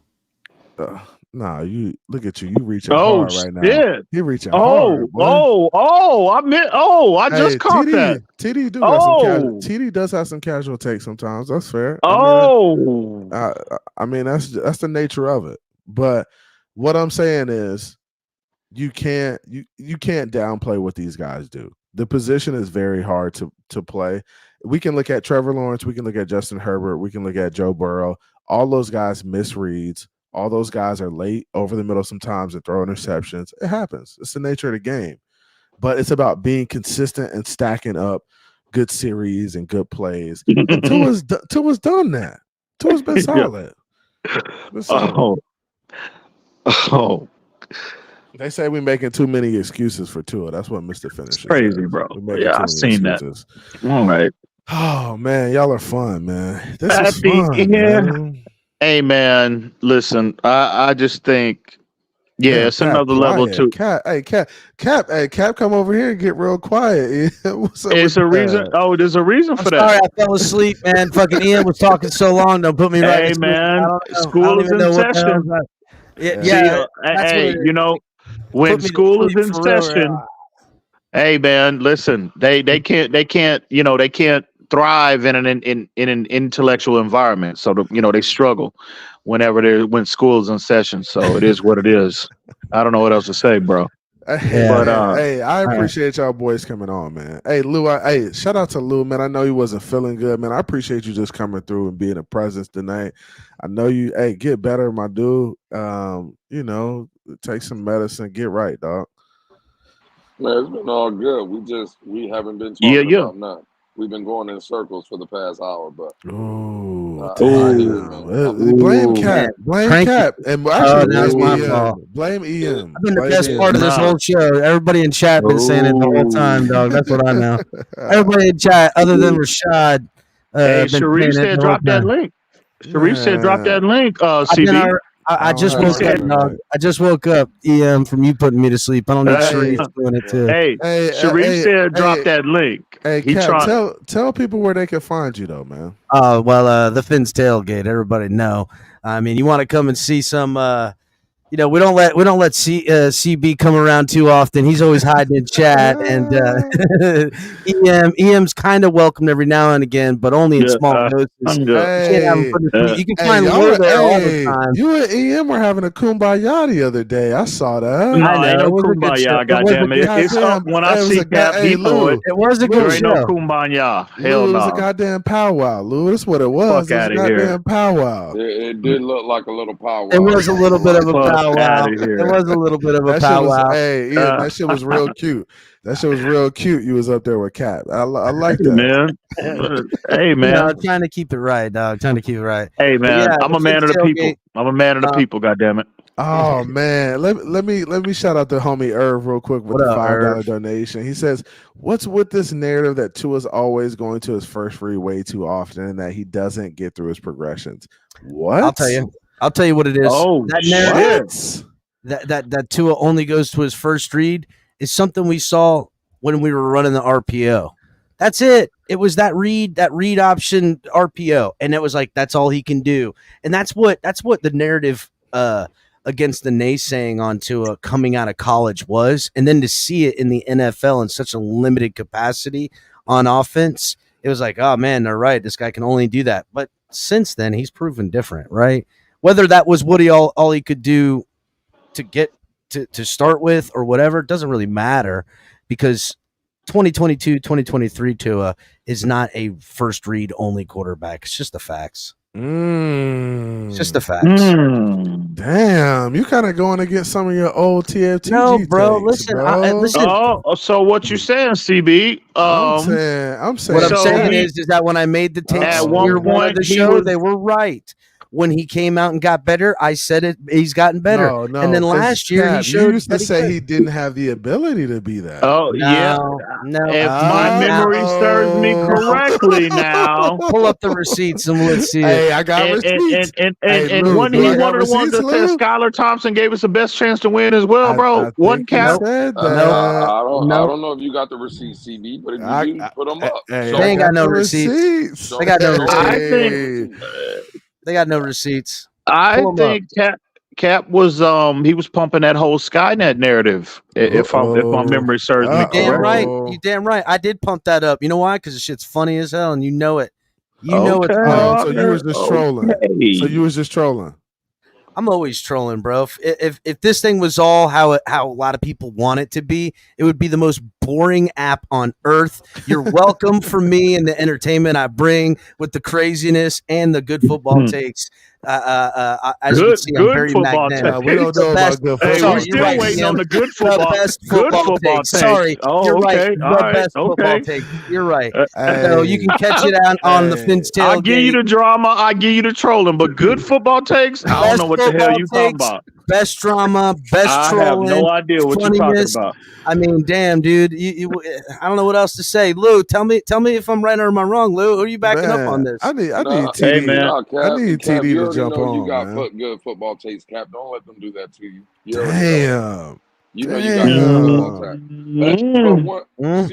CB, it sounds like you're going to be closing up shop here real soon. But just, again, real quick, so I would love to hear your gentlemen's thoughts on the expectations of this team. And I know we did it kind of a backstage and maybe some private phone calls, but real quick, if we can get into the conversation of expectations. Not only the expectations, but really the expectations for the head coach, right? Because again, when I say this, I'm not calling for Mike McDaniel's job, right? In no stretch of the imagination am I doing that. But how hot is that seat from a pressure standpoint? Because when I look at it, right, like the rosters have been built. Now, injuries happen. We all get it. There's probably going to be some kind of injuries, hopefully, knocking on wood, right? Not many, but injuries happen. It's just a contact sport. But what are the expectations really for Mike McDaniel? Because I believe every time he leaves his seat to go into the training, wherever he is, right? Every time he puts his ass back on that seat, it's hotter and hotter, in my opinion. Because the way this roster has been built, give Greer credit. This should be a roster that should be able to compete with every team True. in the league, right? So again, not calling for the man's job, but I would love to hear your 3 expectations for the coach, and do you believe that seat is hot? And that's a really good question, and Mhm. we're gonna get to that question as soon as I shout out Anthony Manzano, Tony Manzano with the $20 donation. Appreciate you, bro. He says, I don't know what it is with his timing off that Mike McDaniel runs. It seems to struggle in cold weather, and that's what scares me this season. We're gonna be playing Green Bay in the middle of winter. So It's What actually the a good hell take by does him. the cold weather have to do with Well, anything, bro? it's actually a decent take because let's face it, how you running when you're cold and how you're running when it's not cold, there is some timing discrepancies, right? So I see that. I think that's kind of the I point he's disagree making, with right?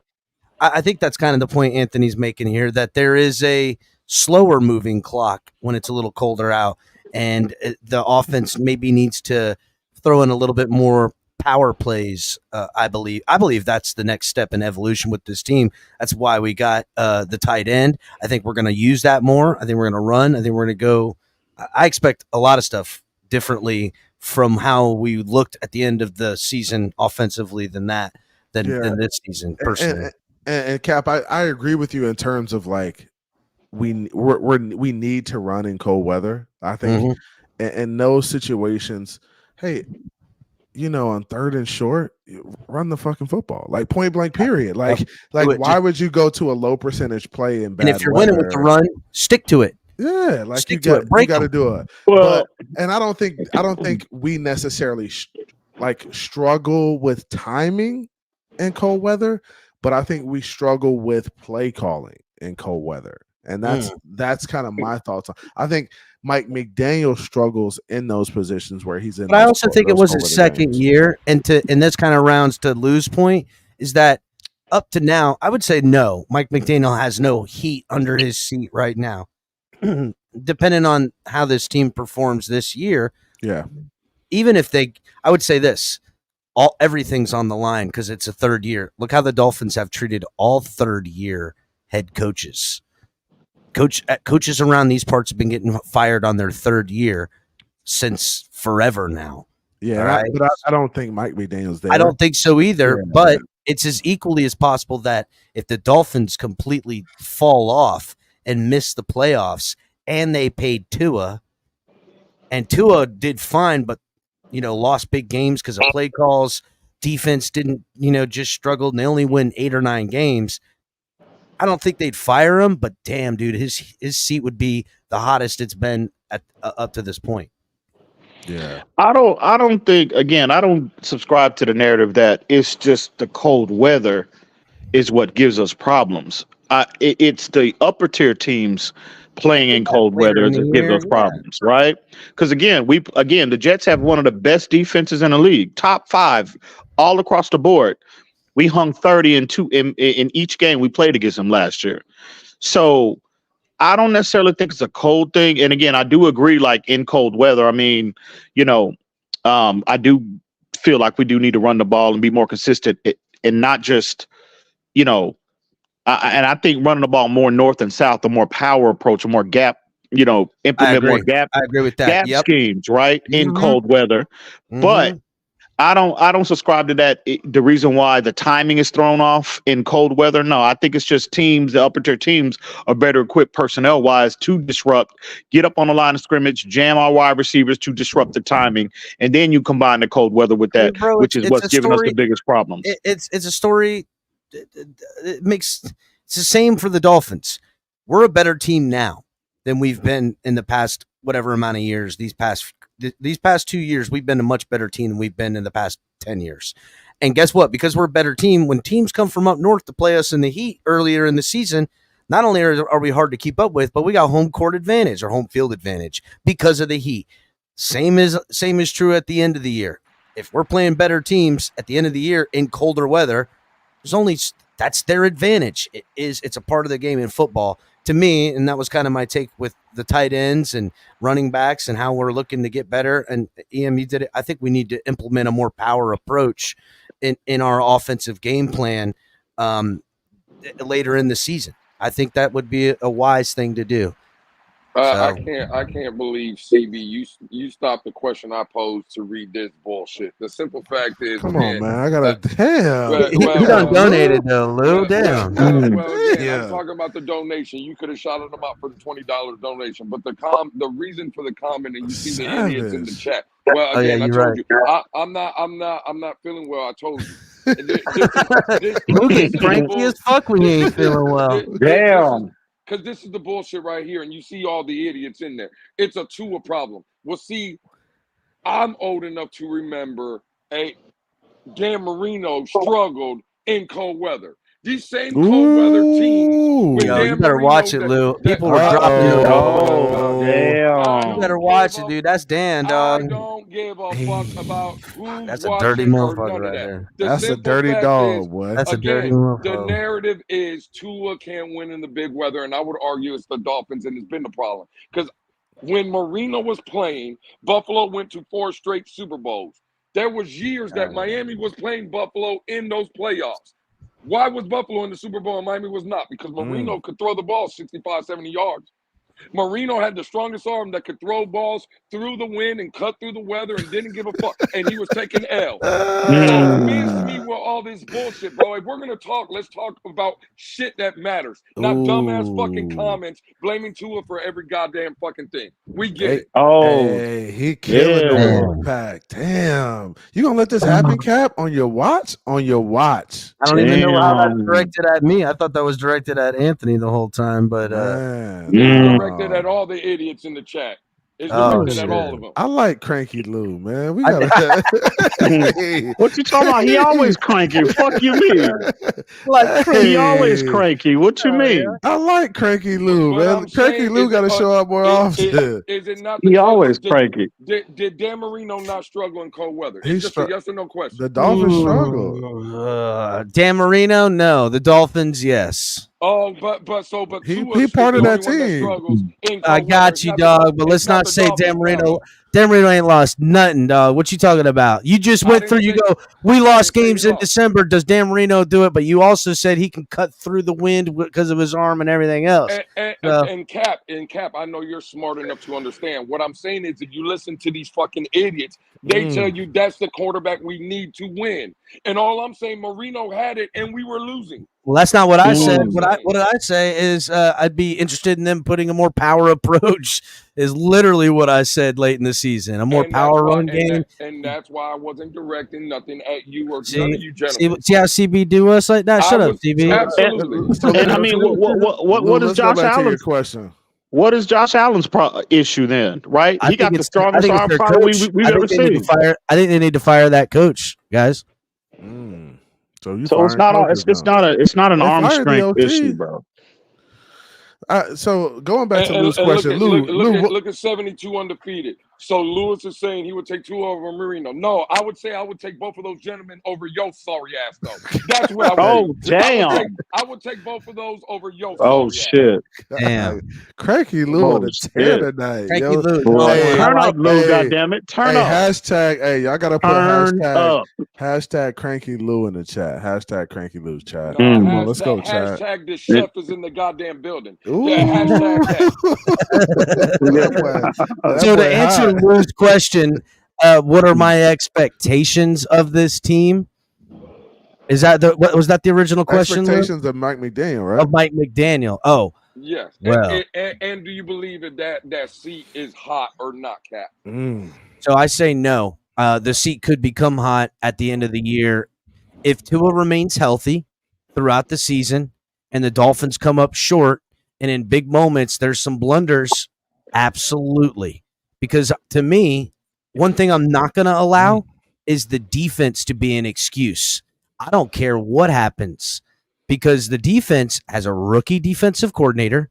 Because I remember this time last year, it was Vic Fangio who Mike McDaniel wanted, right? They got rid of Boyer, right decision. Boyer was the moment and stuff was too big, but Fangio's who Mike McDaniel wanted, correct? And I'm not saying that I'm going to hang that on his head to the degree, but I'm going to hang the failures of Anthony Weaver more so on him and the team because you got to know as Mike McDaniel, third year in your offense with your quarterback who's probably going to most definitely going to be paid at this point. and you're going to be paying Tua all this money. And bottom line is this too: you just paid Tua all this money. Mike McDaniel, his head is on the chopping block before the $180 million guaranteed quarterback you just paid. You know what I'm saying? Plus, probably. So that being said, yes, he could definitely be on the hot seat. Is he now? No, not even at all. Yeah, I mean, I think you're spot on. I think, I mean, he's definitely not on the hot seat right now. If he absolutely obliterates the season and it's a shit show, yeah, I think he could be on the hot seat at that point. But I think he'll have another year to right the ship for sure. Now, this team will only go as far as Mike McDaniel allows it to go. I think Mike McDaniel has a lot to do with the success of the Miami Dolphins. He's got to push these guys. He's got to be better offensively with play calling, game management, getting the plays in, running the correct plays like in certain times. I think he has a lot to do with how the Miami Dolphins go, especially when it comes to the offense. It's just, bro, he's got to step it up, and I think he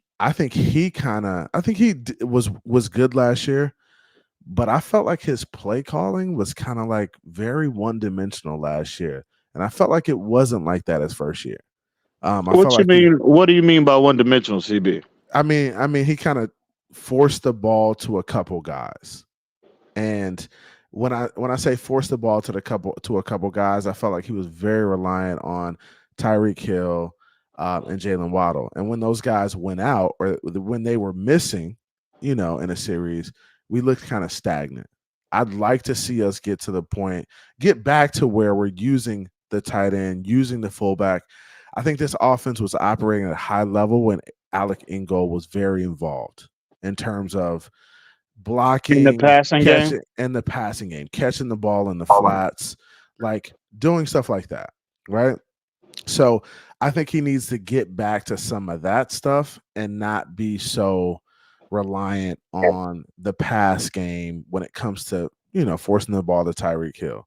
I think the 2000 thing was real. And I think that narrative, that accomplishment kind of got to the team, and I think it kind of hindered us to some extent, like for trying to force the ball to Tyreek Hill to get him to 2000. I think once they saw that it was obtainable, they were like, "Oh yeah, we might as well go for it. Let's try to get him the ball." And I feel like that shouldn't be the approach. I mean, it should be about team success and just winning ball games. And I think, if my memory serves me correct, CB, please feel free to correct me if I'm wrong. Yeah, I can remember when we initially had this comment, Lou. Please, you jump in here as well if you need to be. When we had those initial conversations, I remember someone, right, kind of highlighting the priority. Don't say someone. Right? Don't say someone. Let's talk about it. It was someone. Yeah, put a name on it. That would be me, by the way. Okay, all right. So highlighting that, again, it was a concern at the time because the season hadn't started yet. But when Mike McDaniel became the head coach and he was, he introduced himself to Tyreek Hill. Tyreek Hill's words, not mine. Right. First thing came out of his mouth was 2K. So that was a concern for me because, again, it appeared that he was prioritizing records. Tyreek Hill's 2K, Tua being an MVP candidate, right? He was prioritizing individual accolades as opposed to overall team success. So I can remember you giving me pushback on that narrative. So now, fast forward to 2 years, Lou, I gave you pushback on what? Lou, that he was prioritizing. Yeah. You said that. Nah, you thought if my memory serves me correctly, right? You were one of the ones that was saying like I was crazy about that for just bringing that point up. So this is the same dude. Mike McDaniel is the same dude who wouldn't go for a record, for the 70, 75, 73 point record in a game. So I don't understand why he would be all for this 2,000 yards thing. I mean, he's the same dude that said records don't matter. Like, it's not that big of a deal. I don't understand why Tyreek getting 2,000 was a thing. It's like, bro, just play football. Like, go out there and win games. Well, I think in terms of the against the Broncos, that's kind of like in a coaching fraternity. They try not to, unless they're like rivals, bitter rivals. They try not to show each other up. And I think, again, he had shown Sean Payton up enough at that point. So I didn't think he kind of wanted to go overboard. I don't think he did want to go overboard. So I think that was a situation there. But in terms of, the Tyreek narrative, the Tua narrative, and again, I don't want to say that Mike McDaniel is not all about winning, but when you're coming into, you're a first year type situation, and you make the trade for Tyreek Hill, and the first thing that comes out of your mouth is not Super Bowl, it's not AFC Championship game, it's not even the divisional crown, it's 2K. No, bro, I'm sorry. I had a problem with it then. We saw how that year, 2022 and 2023, right, unfolded to where I felt like, the offense was a little too dependent on one or two guys, Tyreek Hill included. But again, when as we get further away from the season and we can reevaluate the season in the rear view, again, I do feel like they were at times definitely too dependent on him. But again, you got a question. Look down that depth chart. I mean, what other legitimate options is on that team past Tyreek and Waddle? I mean, that is a fact. Let's not diminish. So I'm just saying, I understand, but I get what you're saying, but let's not diminish like Braxton Berrios. Like, he is not the greatest player in the football. I mean, in the NFL by any means, but he could still make plays, right? And so I know we get to the point where we say, "Oh, look at what we had offensively," but I still thought our wide receiver room was one of the strongest in the NFL. Even with Tyreek Hill and Berrios,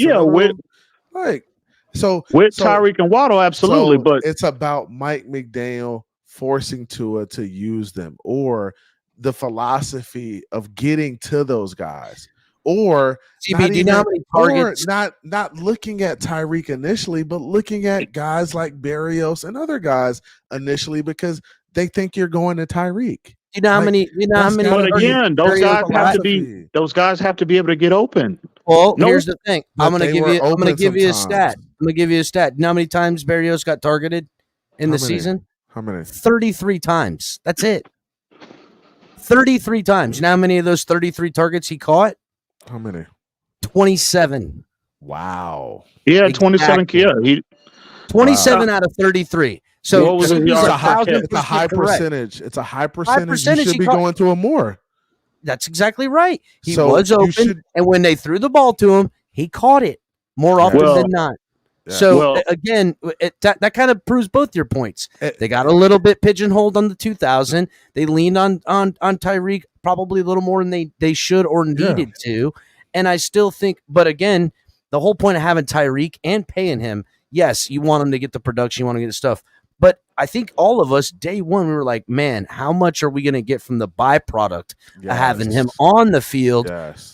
Pulling coverages, pulling safeties, and freeing up other guys. Well, you're going to get high percentages. You're going to get 27 or 33. Well, right? I want to read. Well, I want more. It should be more like 50 and like 42 or 43. Exactly. I want to reiterate. If they felt Braxton Berrios was a sufficient enough third option, there would have been no need to go out and get Odell Beckham. Period. I don't think that's the case. I think what his average. That is the case. No, what are you talking about? That is the case. You're always looking to upgrade your room. And anyway, like, what are we talking about? It'd have been one thing to go to make a lateral move and go get, let's say, you're always looking to upgrade. I agree with that. $3 million for the man. But this is a massive upgrade comparing Odell to fucking Braxton Berrios. Look, and I'm not going to disagree with that, but the money is similar. Like, I mean, you're still getting it's still the money is still similar. Braxton Berrios was averaging 8.8 yards. They're paying Braxton Berrios what, $1.8 million? $2 million? 8.8. We're not saying Braxton Berrios is better than OBJ. He would be a fool to say that. Yeah, I'm right? not saying that. Yeah. No one would ever say that. I'm just saying that it was a missed opportunity to utilize him. Yeah, and honestly, I think going to I'm get countering, Odell is and a I really am good third countering. option.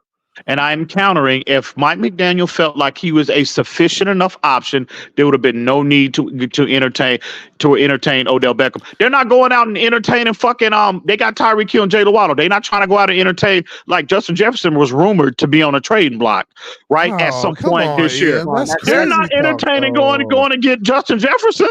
That's Right? ridiculous. Because no, they That's got a number one ridiculous. guy in That's house. the Justin ridiculous Jefferson's going to cost comparison, a million picks and millions of dollars, dude. That's When why. Stephon Diggs was on the block, right? They didn't Stephon entertain Diggs, bringing Stephon they Diggs don't want to in. bring Why? his punk ass here Because they either. already got a sufficient enough Because they got number Braxton one and number Berrios. two option. Yeah, Braxton Berrios. That's why they didn't get his ass.